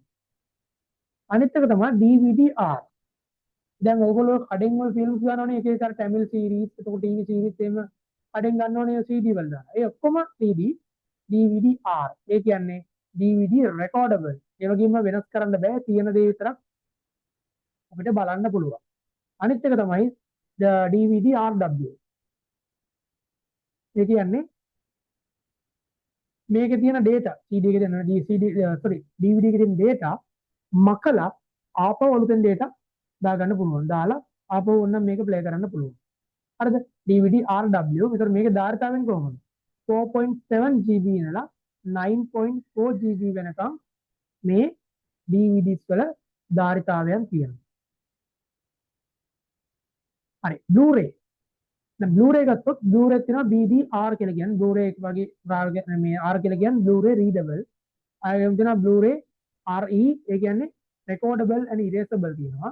Blu-ray 3D තියෙනවා. 3D වෙලි වෙන්නේ 3D video record කරන විතරයි මෙන්න මේ 3D category එක පාවිච්චි කරන්නේ. ඔය 3D films කියලා කියන්නේ 3D films එන්නේ ඔක්කොම Blu-ray 3D වල. Blu-ray readable වල සම්පූර්ණ ධාරිතාව පිරෙන දෙක් නැවත නැවත දත්තත්වයක් කිරීමේ කියලාට මේක ධාරිතාවෙන් වැඩියි. GB 25ක් කියලා GB 100ක් වෙනකන් තියෙනවා. Blu-ray පුතාලා පාවිච්චි කරන ගොඩක්ම ඔය ෆිල්ම්ස් වලට තමයි. ෆිල්ම්, TV series එන්නේ වගේ දේවල් මේ ස්ටෝරේජ් කරන්න තමයි.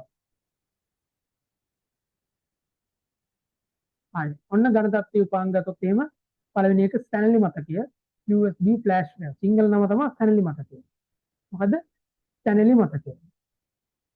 දෙවෙනි එක තමයි memory card. ඒක තමයි memory card. ඔයගොල්ලන් ෆෝන් වල දාන්න පුළුවන්. ඒ වගේම Bluetooth speakers වල ඔන්න ඔය වගේ දේ applications වල දාගන්න පුළුවන්. මේ memory card. ඒත් මේකෙත් එක එක ධාරිතාවයන් තියෙනවා. මේකෙත් 1 TB 2.6 GB මේ තියෙන. මේ 1 TB කියලා කියන්නේ හොඳ වර්ගයේ මේකේ බ්‍රෑන්ඩ් එකෙන් නම් මම කියන්නේ නැහැ. මොකද Kingston කියන්නේ හොඳ බ්‍රෑන්ඩ් එකක්. ඉතින් අපි දන්නේ නැහැ කොහොමද තියෙන්නේ කියලා. මේකේ ක්ලාස් තියෙනවා. මේ ක්ලාස් එක බලන්න මෙන්න මේකේ. මේ අතුරු දෙනා කොට U අකුරක්. මෙන්න මෙතන මේ. ඕක ඇතුළේ තමයි ක්ලාස් 1 කියලා කියන්නේ. ක්ලාස් 1 හොඳයි. ක්ලාස් 3 ක්ලාස් 10 හොඳ ක්ලාස් 10 කියලා කියන්නේ ටිකක් ඉතින් අර ස්පීඩ් මදි. ක්ලාස් 1 3 2 කියලා කියන්නේ හොඳම ස්පීඩ්. හරිද? මේ ක්ලාස් එකත් බලපානවා මේ data read write කරන ස්පීඩ් එක.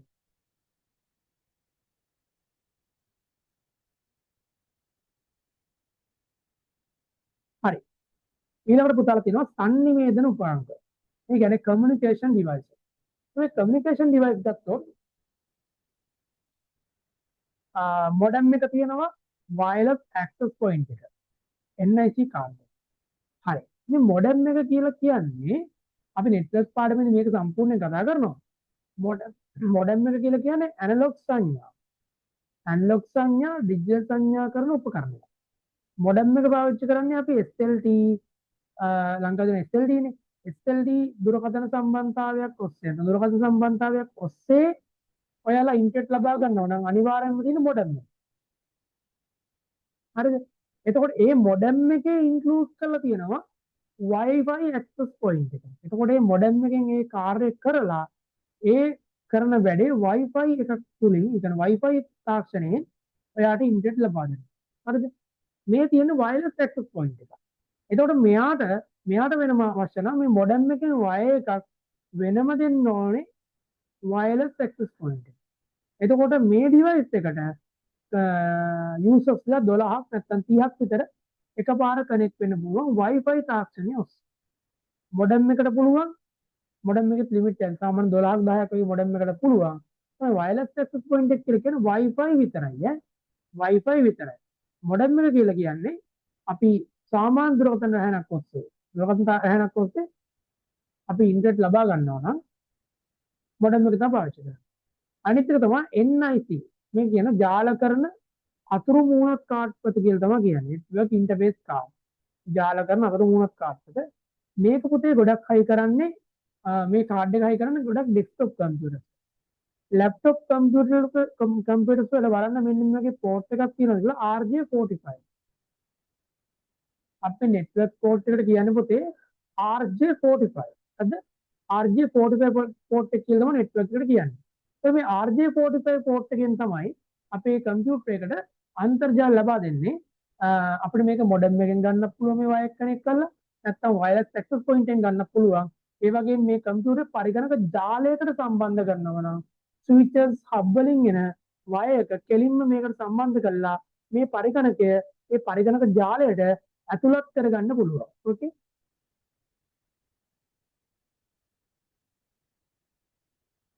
හරි. ඊළඟට තියෙනවා පරිගණක මෘදුකාංග වර්ගීකරණය. පොඩි කොටසක් තියෙනවා.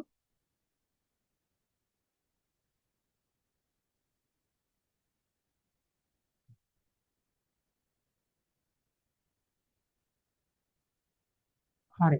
පරිගණක මෘදුකාංග වර්ගීකරණය ගත්ත පුතාලා කම්පියුටර් සොෆ්ට්වෙයාර් අපි වර්ග දෙකකට බෙදනවා. මොකද්ද? පද්ධති මෘදුකාංග අනිත් එක යෙදුම් මෘදුකාංග. පද්ධති මෘදුකාංග කියලා කියන්නේ අපිට වැදගත් වෙන එකක්ද? නෑ පුතේ. අපිට වැදගත් වෙන්නේ නෑ මේ අපේ කම්පියුටර් සිස්ටම් එක හොඳට වැඩ කරන්න. කම්පියුටර් සිස්ටම් එක හොඳට වැඩ කරන්න පාවිච්චි කරන්නේ මෙන්න මේ software එක. sorry මෙන්න මේ software. පද්ධති මෘදුකාංග කියලා කියන්නේ. අනිත් එක තමයි යෙදුම් මෘදුකාංග. application software. application software කියලා කියන්නේ පුතාලා අපි පාවිච්චි කරන application. ඔය web browser එතකොට WhatsApp අපිට අවශ්‍යතාවයක් තියෙන application software. හරිද? පද්ධති මෘදුකාංග කියලා කියන්නේ පද්ධති දුදාංග මෙහෙයුම හා පාලනය කිරීම මෙන්ම යෙදුම් මෘදුකාංග ධාවනය කිරීම සඳහා පසුබිම් සපයන ලබන්නේ පද්ධති මෘදුකාංග මගිනි. 18 types of system software, device drivers, firmware, BIOS, EFI, UEFI, programming language translator, utilities, operating system, device drivers මේ ඔක්කොම මේ system software වලින් computer system software වලින් control කරනවා. හරි. පරිගණක පද්ධතියේ ක්‍රියාකාරීත්වය යන පද්ධති මෘදුකාංග වර්ග කීයක් තියෙනවද? තුනක් තියෙනවා. පළවෙනි එක මෙහෙයුම් පද්ධති භාෂා පරිවර්තක උපයෝගිතා සේවා කරන. ඒක තමයි කලින් රූපෙදී විස්තර කරලා කිව්වේ. මේවා අපි ඔක්කොම පුතේ කතා කරනවා මේ ඇඩ්වාන්ස් මේ යුනිට් එක ගැන කතා කරනවා. දැන්ට මේ දේවල් වලට දැනගන්න විතරයි අවශ්‍යයි. හරි. යෙදුම් මෘදුකාංග.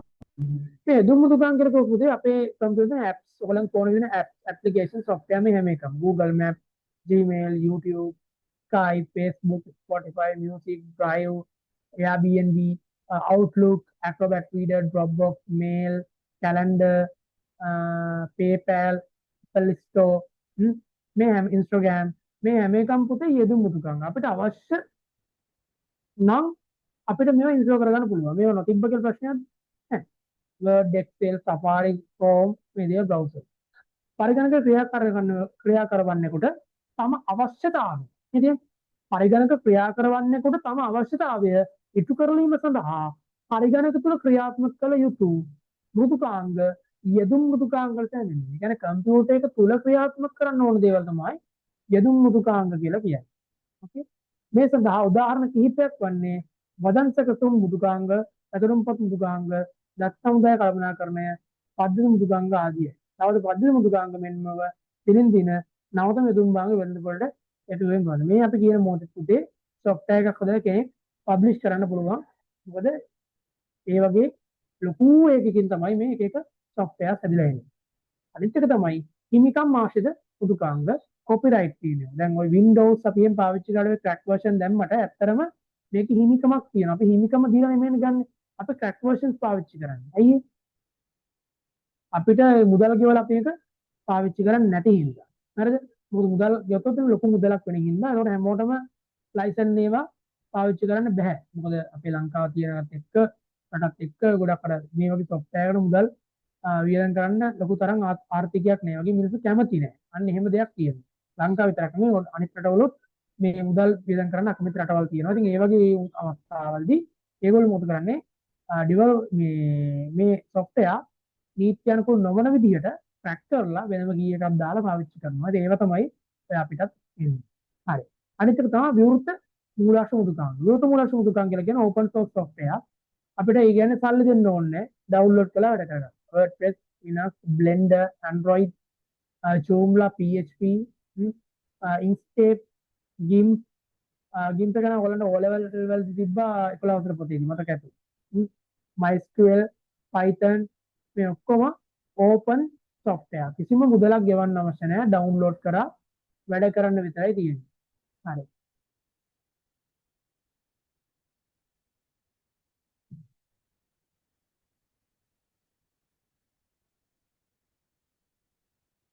හරි. මේ දින අපිට දත්ත සැකසුම් ජීවන චක්‍රය. ඒ කියන්නේ දත්ත කොහොමද අපි හදන්නේ? ඒ වගේම ඒවා කොහොමද සැකසීම ලක්වන චක්‍රය? ඉස්සල්ලාම අපි කරනවා data gathering. දත්ත එක්රැස් කරනවා. ඒ වගේම දත්ත ආදානය කරනවා. දත්තවල වළංගුතාවය බලනවා. ඒ වගේම දත්ත සැකසීම් බලනවා. මේක නම් අපිට කරන්න මාරු කරන්න වෙයි. දත්ත සත්‍යාපනය කරනවා. දත්ත ආචරණය කරනවා. data storage කරනවා. අනිත් එක දත්ත ප්‍රතිදානය කරනවා. එතකොට මේක ඒ දත්ත අපි ඒ ලයිෆ් සයිකල් එකේ එක් ක්‍රමයක්. අනිත් එක තියෙනවා දත්ත එක්රැස් කිරීමේ ක්‍රම. අපිට දත්ත එක්රැස් කරන්න පුළුවන් කායික අතින් එකතු කරන දත්ත 1 2 3 මෙහෙම. අනිත් එක තමයි ඔටෝමේටඩ්. ඒ කියන්නේ ඔටෝමැටික් අපිට ගන්න පුළුවන් මෙහෙම දත්ත ටික. මේ ඔටෝමැටික්. ඕකේ. හරි. එතකොට අනිත් එක තමයි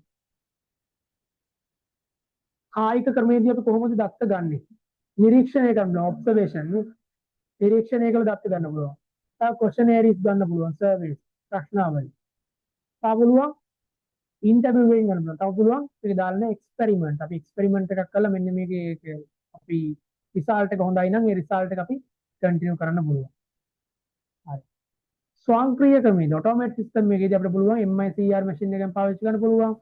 අර මේ මැග්නටික් ඉන් කැරක්ටර් රෙකග්නිෂන් OCR මැෂින් එක, OMR මැෂින් එක, මැග්නටික් ස්ට්‍රිප් රීඩර් එක, ඒ වගේම බාර්කෝඩ් රීඩර් එක මේ වගේ මැෂින්ස් පාවිච්චි කරලා අපිට දත්ත ස්වයංක්‍රීය විදියට අපි පරිගණකයට ආදානය කරගන්න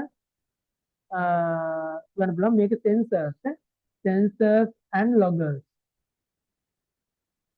කියන්නේ කියලා and loggers.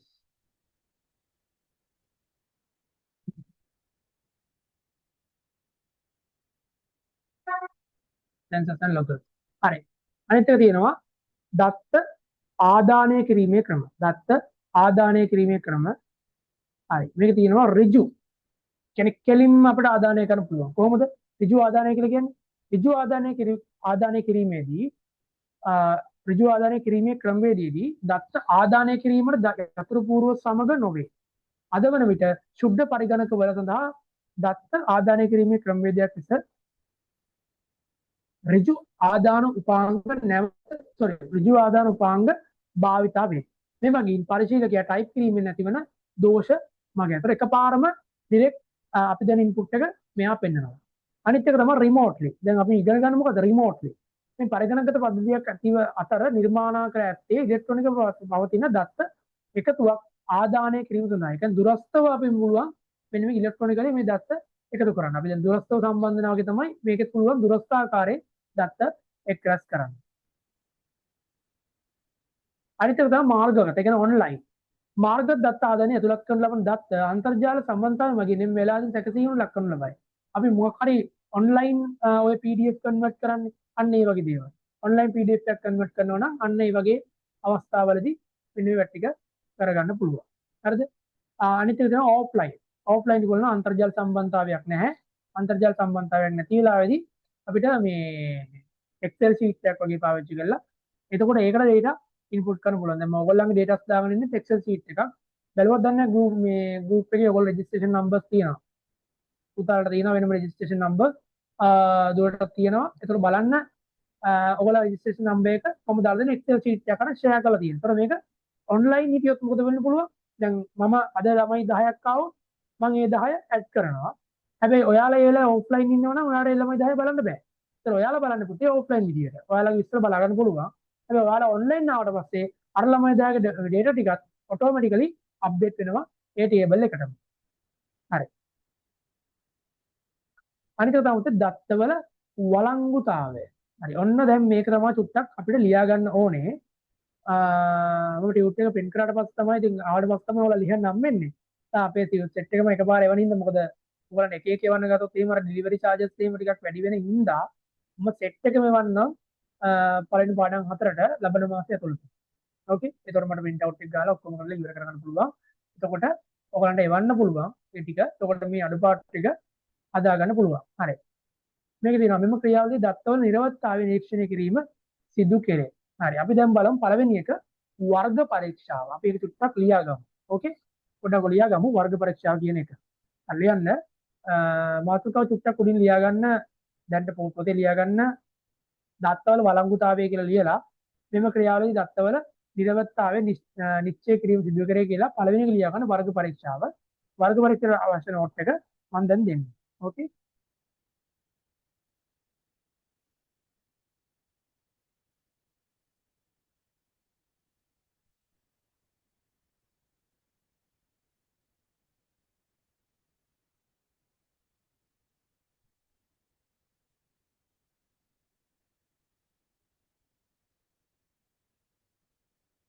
හරි පුතාලා ලියා ගන්න. මෙහිදී නිවැරදි දත්ත ප්‍රරූපය මෙහිදී නිවැරදි දත්ත ප්‍රරූපය මෙහිදී නිවැරදි දත්ත ප්‍රරූපය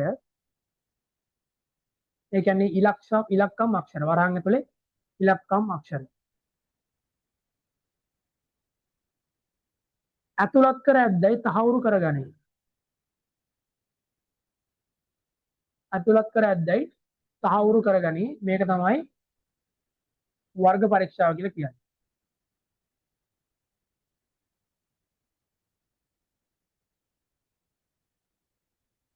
අනිත් එක ලියා ගන්න ඇති බව පරීක්ෂාව presence check. presence check ඇති බව පරීක්ෂාව. ඒක data එකක් තියෙනවද? අන්න ඒ වගේ බලා ගන්න පරීක්ෂාව. ඒක ලියා ගන්න. පරිශීලකයාට දත්ත ආදානය නොකර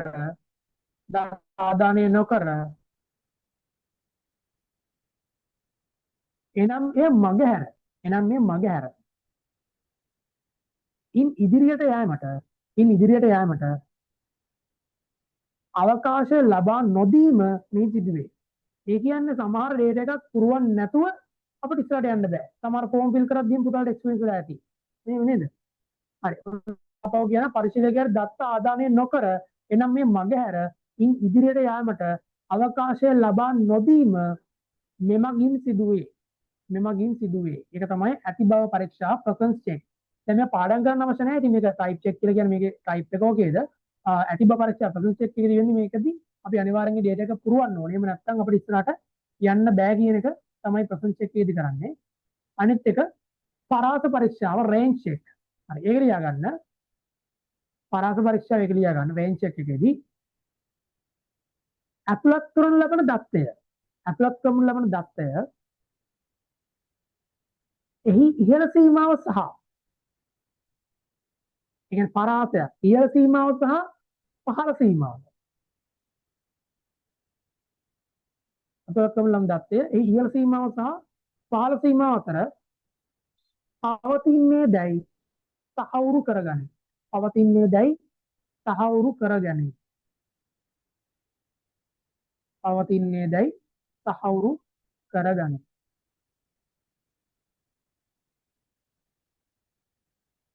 පවතින්නේ දැයි තහවුරු කරගනි.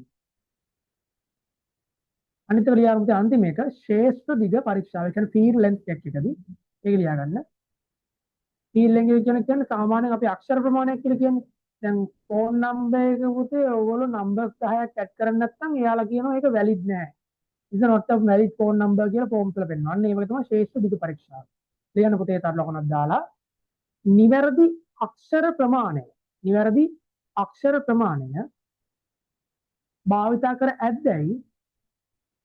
භාවිතා කර ඇද්දැයි මෙහිදී තහවුරු කරගනි. නිවැරදි අක්ෂර ප්‍රමාණය භාවිතා කර ඇද්දැයි මෙහි තවුරු කරගනි. මේක තමයි field length check කියලා කියන්නේ මෙන්න මේකට.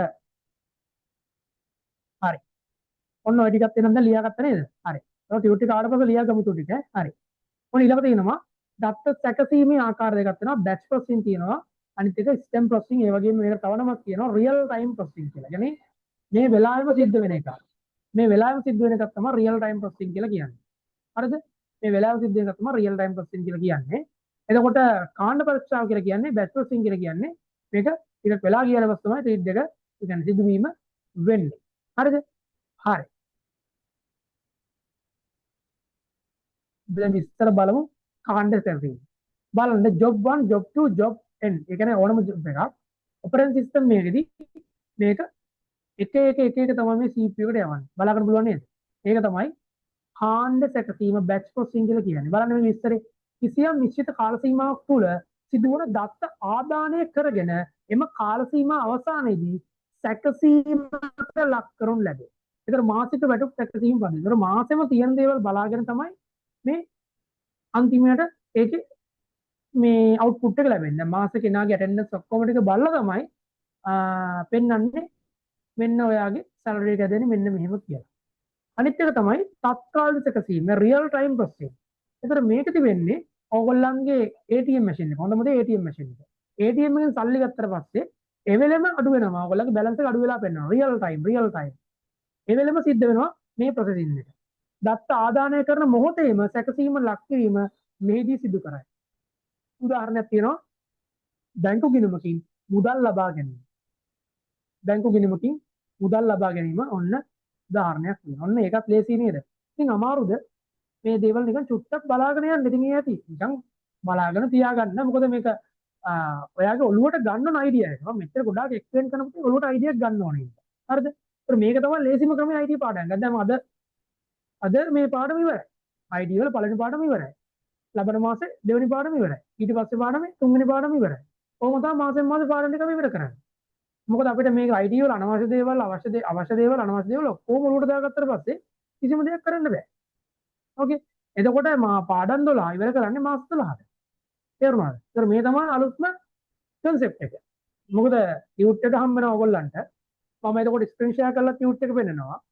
ගණන් හදන කොටසේ විතරයි මම මගේ බෝඩ් එක පාවිච්චි කරලා ගණන් හදන දේවල් ඕන එක්ස්ප්ලেইন කරන්නේ. ටියුට් එකේ තියෙන දේවල් තියෙන්නේ අනවශ්‍ය දේවල් මේ ලොකුවට නෑනේ. මේක ලොකුවට නෑ පිටුව 37 තියෙන්නේ. හරිද? ඒ තියෙන්නේ ඕගොල්ලන්ට ලියන්න කොටසක් තියෙනවා අවශ්‍ය දේවල්. ඒ වගේම පාඩම් කරගන්න ඕන හයිලයිට් කරගන්න පුළුවන් ටියුට් එක ආවට පස්සේ. ඕකේ. හරි. මේක තියෙනවා ඊළඟට data verification දත්ත සත්‍යාපනය. දත්ත සැකසීමෙන් අනතුරුව දත්තව නිරවත්තාවේ පරීක්ෂා කිරීමේ ක්‍රියාවලිය දත්ත සත්‍යාපනයයි. මේ පරිගණක පමණක් සිදු කළ නොහැකි වන අතර මිනිසාද යම් කිසි ආකාරයකට මෙම ක්‍රියාවලිය යොදා ගැනීම. හරි. මේක තියෙනවා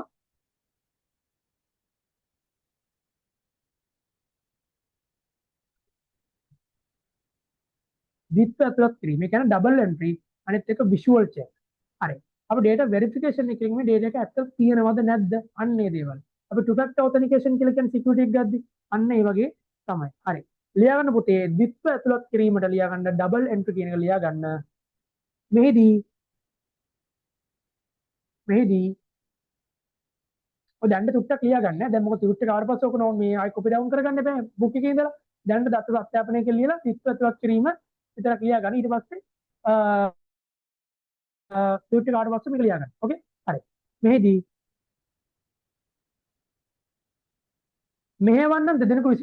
මෙහෙවන්නම් දෙදෙනෙකු විසින් දත්ත දෙවතාවක් මේක හයිලයිට් කරගන්න. දත්ත දෙවතාවක් ඇතුළත් කරනු ලැබේ. දත්ත දෙවතාවක් ඇතුළත් කරනු ලැබේ. අනතුරුව එක් එක් මෙහෙවන්නන් විසින් ඇතුළත් කළ ආදානයන් සකසනු ලැබේ. ඇතුළත් කළ ආදානයන් සකසනු ලැබේ.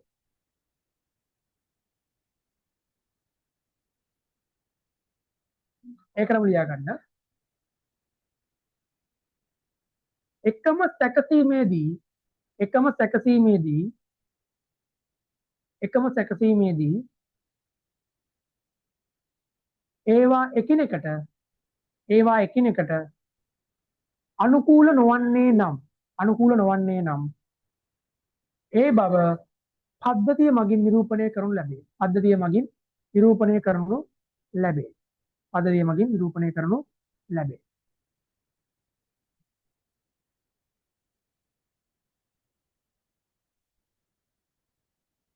හරි. අනිත් එක ලියන්න පුතේ දෘශ්‍ය පරීක්ෂාව. ඒ කියන්නේ විෂුවල් චෙක් එක.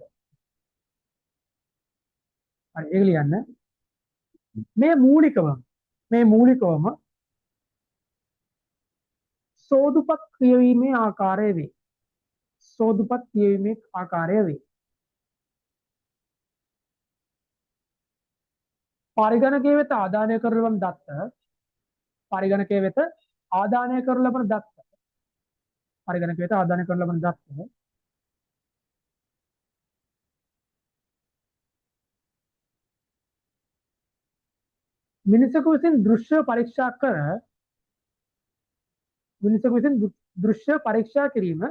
මිනිසෙකු විසින් දෘශ්‍ය පරීක්ෂා කිරීම මෙහිදී සිදුවේ. මිනිසෙකු විසින් දෘශ්‍ය පරීක්ෂා කිරීම මෙහිදී සිදුවේ.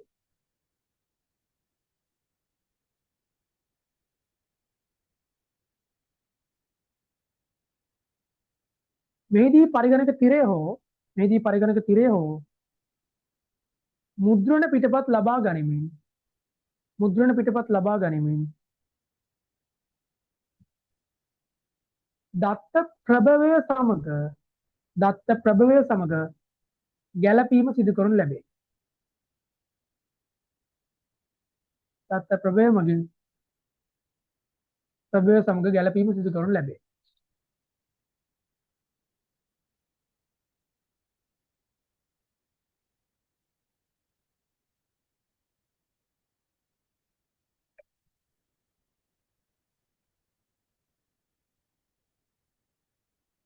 ඕකේ. හරි. ඊළඟට අපි කතා කරනවා දත්ත ආචරණ ක්‍රම data storage method. අපි ආචරණය කරන ක්‍රම තියෙනවා ප්‍රාථමික ආචරණය, ද්විතීයික ආචරණය. ප්‍රාථමික ආචරණය කියලා කලින් කතා කරා. ප්‍රාථමික ආචරණය අපි කතා කළා කොහොමද කම්පියුටර් එකේ ප්‍රාථමික මතකයන් කොහොම RAM එක ROM එක ඒ වගේ දේවල් වලදී කොහොමද අපි ආචරණය සිද්ධ වෙන ආකාරය දින ඉතින් සිංහල කොටස් තියෙන මේක. ප්‍රාථමික ගබඩා වෙන පරිගණකයේ මධ්‍යතකතුන් මේකකට ඍජුවම ප්‍රවේශයගේ අභ්‍යන්තර මතකයයි ඒ පරිගණක විසින් වර්තමානයේ භාවිත කරන පොත සැකසීමෙන් පවතින දත්වල උපදෙස් සහ වැඩතරන් తాවකාලිකව ගබඩා කරයි. මේකේ ලක්ෂණ ටිකක් තියෙනවා. ඒ වගේම ප්‍රධාන වර්ග දෙකක් තමයි RAM එක ROM එක කියලා කියනවා. හරි. ඊට පස්සේ තියෙනවා ආයතනයේ විවිධ යෙදුම් ශේෂ්ඨවල තොරතුරු හා සංනිවේදන තාක්ෂණයේ භාවිතය. ඒ කියන්නේ අපි කොහොමද එදිනෙදා ජීවිතයේදී IT පාවිච්චි කරන්නේ? අද අපි ඉදිරිපත් කිරීම කරනවා. ඒ වගේම ප්‍රසන්ටේෂන්ස් වලට කොහොමද පාවිච්චි කරන්නේ? ඒ වගේම තව තියෙනවා නිවසේ සිට කාර්යාල කටයුතු සිද්ධ කරන්න පුළුවන්. ඒක අපි කියනවා ටෙලිකමියුටිංగ్ කියලා. ඒතර මේකේ පුළුවන් ෆුල් ටයිම් ටෙලිකමියුටිං, හයිබ්‍රිඩ් පුළුවන්, ෆ්‍රීලාන්ස්, ට්‍රැවල්, ටෙම්පරරි. ඔය ආකාරයෙන් තියෙනවා. මේක වැඩිම විස්තර සඳහා මේව දන්නේ නැතුව ඔයාලට අදහස ගන්න පුළුවන් නම් ඔයාලා දන්නවා නිවසේ සිට කාර්යාල කටයුතු සිද්ධ කරනවා කියලා කියන දේ ඔයාලට අදහසක් ගන්න පුළුවන් මෙන්න මේ දේ සිද්ධ කරන්න. ඒ කියන්නේ නිවසේ සිට සංනිවේදන ජාල ඔස්සේ මේ ජාල ඔස්සේ කාර්යාලීය කටයුතු සිදු කිරීම තමයි නිවසේ සිට කාර්යාලීය කටයුතු සිදු කරනවා කියලා කියන එක සරල විදියට තියෙන්නේ. මොකද ඒක මේ පාලනය කරනවට වඩා ඔයාලගේ අදහස ගන්න වඩාත් හොඳින් තමයි මම කෙටියෙන් ගොඩක් දාලා තියෙන නිසා ගොඩක් රූප ඇතුළත් කරලා ඒ අදහස ඔයගලන්ට ඔළුවට කියන්න මම දාලා තියෙනවා. හරි. වීඩියෝ සම්බන්ධන තියෙනවා වීඩියෝ කොන්ෆරන්සින්. වීඩියෝ කොන්ෆරන්සින් වල කියලා කියන්නේ වෙනත් ස්ථාන සිටින දෙදෙනෙකු හෝ වැඩි දෙනෙකු අතර ශ්‍රව්‍ය හා දෘශ්‍ය දත්ත සම්ප්‍රේෂණය කරමින් පරිගණක ජාල ඇසුරෙන් සංවාදයක් පැවතීම දෘශ්‍ය සම්මන්ත්‍රණ වේ. හරිද? වීඩියෝ කොන්ෆරන්සින් කියන්නේ ඔන්න ඒකට. ඊට පස්සේ පාවිච්චි කරන අපි තියෙනවා ඊළඟ කොටස සමාජය කෙරෙහි තොරතුරු හා සංනිවේදන තාක්ෂණයේ බලපෑම. අපි විදුලි තාක්ෂණයේදී ඉලෙක්ට්‍රිකල් මේ කියන්නේ ඉලෙක්ට්‍රොනික තාක්ෂණයේදී ඒ වගේම වෛද්‍ය විද්‍යාවේදී පාවිච්චි වෙන විදිය ඒ වගේම ඉලෙක්ට්‍රොනික තාක්ෂණ විද්‍යාවෙන් අපිට පුළුවන් මේ ගොඩක් පුළුවන් එම්බඩ් සිස්ටම් පාවිච්චි කරනවා. ඉතින් තොරතුරු හා සංනිවේදන තාක්ෂණ දියුණුවත් සමග නොයෙකුත් යුද මුදුකාංග භාවිතයෙන් ඉහත කාර්යයන් අද ඉතා පහසුවෙන් කාර්යක්ෂම සිදු කළ කෙරේ අද වෙනුවට පද්ධති එම්බඩ් සිස්ටම් භාවිතයේද ජනප්‍රිය වෙනවා. එම්බඩ් සිස්ටම් මම කලින් කතා කළා කිව්වා ඔය වොෂින් මැෂින් සිස්ටම් මොකක් හරි සිස්ටම් එක ඔටෝ ප්‍රෝග්‍රෑම් කරලා IP එකට දාන එක තමයි embedded system කියලා කියන්නේ. Okay. වෛද්‍ය විද්‍යාවේ පාවිච්චි කරනවා අපි දන්නවා machines පාවිච්චි කරනවා වෛද්‍ය විද්‍යාවෙත් IT කියන දේවල් පාවිච්චි කරනවා ගොඩක්. ඒ වගේම අපි බලනවා ඊළඟට මාතෘකාව තොරතුරු සම්නිවෙන් තාක්ෂණ නිර්මාණය ප්‍රතිලාභ මොනවද අපි ලැබෙන ප්‍රතිලාභ ඊ වාණිජය හරිද එතකොට ඒවා අපි දන්නවා ගොඩක් ඔය ඔන්ලයින් ඕඩර්ස් කරන දේවල් ඔක්කොම ඊ වාණිජය ඒ වගේම ඊ රාජ්‍ය ඒ කියන්නේ අපිට රජයෙන් ලැබෙන දේවල් ඒ වගේම රජයෙන් කොහොමද මේ දේවල් අපි අන්තර්ජාලයත් එක්ක ගනුදෙනු කරන්නේ ඒ ගනුදෙනු සිද්ධ වෙන ආකාරය ලැබෙන සේවාවන් ඔන්න දේවල් ඒ වගේම ඊ ලර්නින් කියලා එකක් තියෙනවා ඊ ලර්නින් කියලා කියන්නේ අපි දුරස්ථව ඉඳගෙන අපි ඉගෙන ගන්නවා. කියන්නේ ඕනම තැනක ඉඳගෙන අපි ඉගෙන ගන්නවා. ඒ වගේම අපි ඩිග්‍රී එකක් කරන්න පුළුවන් අන්න ඒ වගේ දේවල් e-learning මේ අපිත් දැන් කරන e-learning එකක් තමයි. ඕකේ. එතකොට තොරතුරු සංනිවේදන දක්ෂ එක මතවාද තියෙනවා. සමාජීය මතවාද. ඒ කියන්නේ දැන් කෙනෙක් ගියා දැන් IT කියන දේවල් ආවට පස්සේ දැන් ගොඩක් ෆෝන් එකෙන් chat කරන්න පුරුදු වෙන්නේ. ඒකට කට්ටියගේ අර තියෙන අර ආත්ම විශ්වාසය කියන දේවල් ගොඩක් නැති වෙන්න පුළුවන්. අර දෙක එක දේවල් තියෙනවා. සමාජීය මතවාද කියන දේවල් තියෙනවා. ඕකේ. ඒ දේවල් අපිට ගන්න පුළුවන්. සමාජීය සංවිධානයක් ඇති ආකාරයට තොරතුරු සංනිවේදන තාක්ෂණය බලපාන ආකාර සහ පුද්ගලයන් එකිනෙක අතර ප්‍රතික්‍රියාව ඇසරවීම මෙන්න මේ දේවල් විදිහට බලපාන්න පුළුවන්. හරි. අනිත් එක තමයි ආර්ථික මතවාද. කොහොමද ආර්ථිකය කරේ කොහොමද බලපාන්න පුළුවන්? ඒ වගේම පරිගණක පාදන නිෂ්පාදන මේ දේවල්.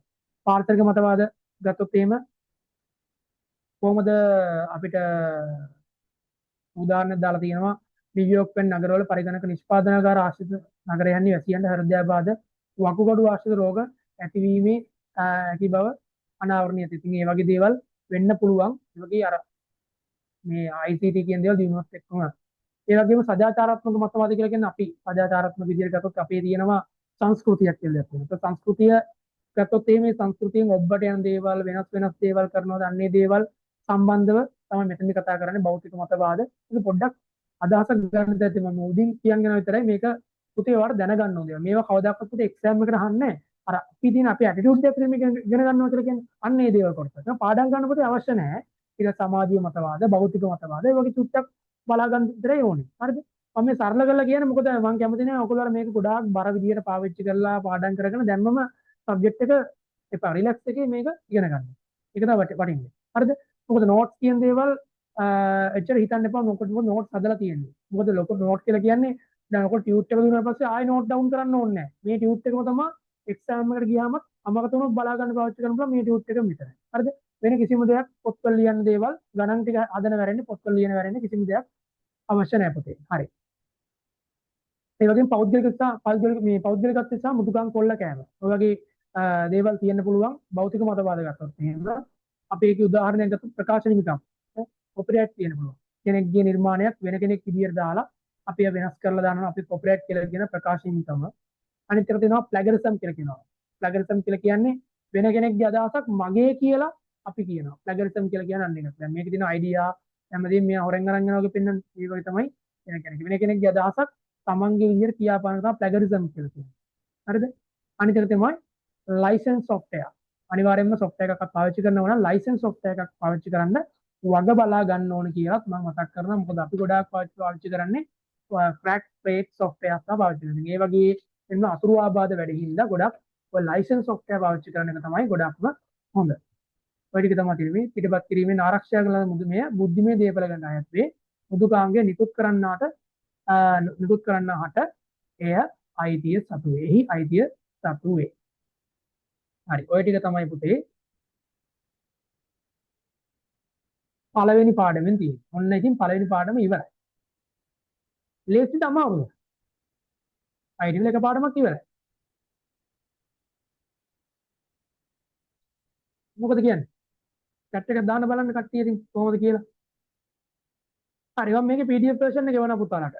ඕකේ PDF එක හරි තේරුණා නේ වියන්ද? ඕකේ. තරස්දුවටත් හරි ඕකේ. එහෙනම් ওই ටික තමයි පුතේ තියෙන්නේ. ඉතින් හරි සරලයි. මේ නෝට් එක එවුවට පස්සේ ඔයගොල්ලෝ දැන් ඔන්න මේ පුළුවන් නම් හෙට print out මම ගැම්මඩ පස්සේ print out එකක් දාගන්න මොකද මේ අනිත් ටියුට්ස් එකත් එක්ක එවන හින්දා. ඉතින් මේ ටියුට් එක print out එකක් කරගෙන පොඩ්ඩක් බලා ගන්න ඉතිවිලි. දැන් මම ඉතින් ගොඩ ගන්න එපා. අන්තිම වෙලාවේදී IT අමාරු කරනකොට දැන් මම මේ රිලැක්ස් එකේදී කරගන්න. මේ රිලැක්ස් එකේ මේ යන කාලෙදී අනිත් සබ්ජෙක්ට් එක්කම කරගන්න. මොකද IT ලේසි. හරිද? අනිත් සබ්ජෙක්ට් වලට ඔයගොල්ලෝ IT මම ලේසියෙන් ගොඩක් උගන්වනවා. මොකද මම නෝට්ස් හදලා තියෙන්නේ, සමරියක් හදලා තියෙන්නේ, ෂෝට් නෝට් ගන්න කිසිම දෙයක් අවශ්‍ය නැහැ. රූප බලන්න ඕනේ නැහැ. හැමදේම රූප දාලා තියෙනවා. හැම දෙයකටම රූප ඇනිමේෂන්ස් ඔක්කොම දාලා උගන්වන්නේ. මොකද මේක ඇනිමේෂන් දාලා ගොඩාක් උගන්වන්නේ නැහැ. ඊළඟ මේ ලෙසන් එකේදී ඇනිමේෂන්ස් වීඩියෝ පෙන්වනවා. ඒකේ අර පරිගණක ඉතිහාසය ගැන කතා කරන හින්දා ඔන්න එහෙනම් අද මාසෙත් ඉවරයි. පාඩමත් ඉවරයි. ඔන්න එහෙනම් පළවෙනි මාසෙම්ම පළවෙනි පාඩම ඉවරයි. මෙන්න මේක තමයි පුතේ තියෙන්නේ. හරි එහෙනම් අද අපි එහෙනම් සෙෂන් එක ඉවර කරමු නේද? එහෙනම් කට්ටියක මට වෙනසක් තිබ්බොත් කියන්න. මොනවද දෙයක් වැඩ තේරෙන්නේ නැති කොටසක් මොනවද තියෙනවනම් කියන්න. ඕකේ. හරි එහෙනම් අදට අපි මේ සෙෂන් එක මේ ක්ලාස් එක මෙතනින් ඉවර කරනවා. මම හිතන හැමෝටම තේරෙන්නේ නැති කියලා නම් දෙන කට්ටියටම good night. මොකද විහඟ? හරි. හරිනේ. හරි ඉමෝජි වැරදිලා යාට. ඕකේ. හරි එහෙනම් හැමෝටම good night. උත්තරණයි එහෙනම් ආයිබෝවන් හැමෝටම. ඕකේ bye.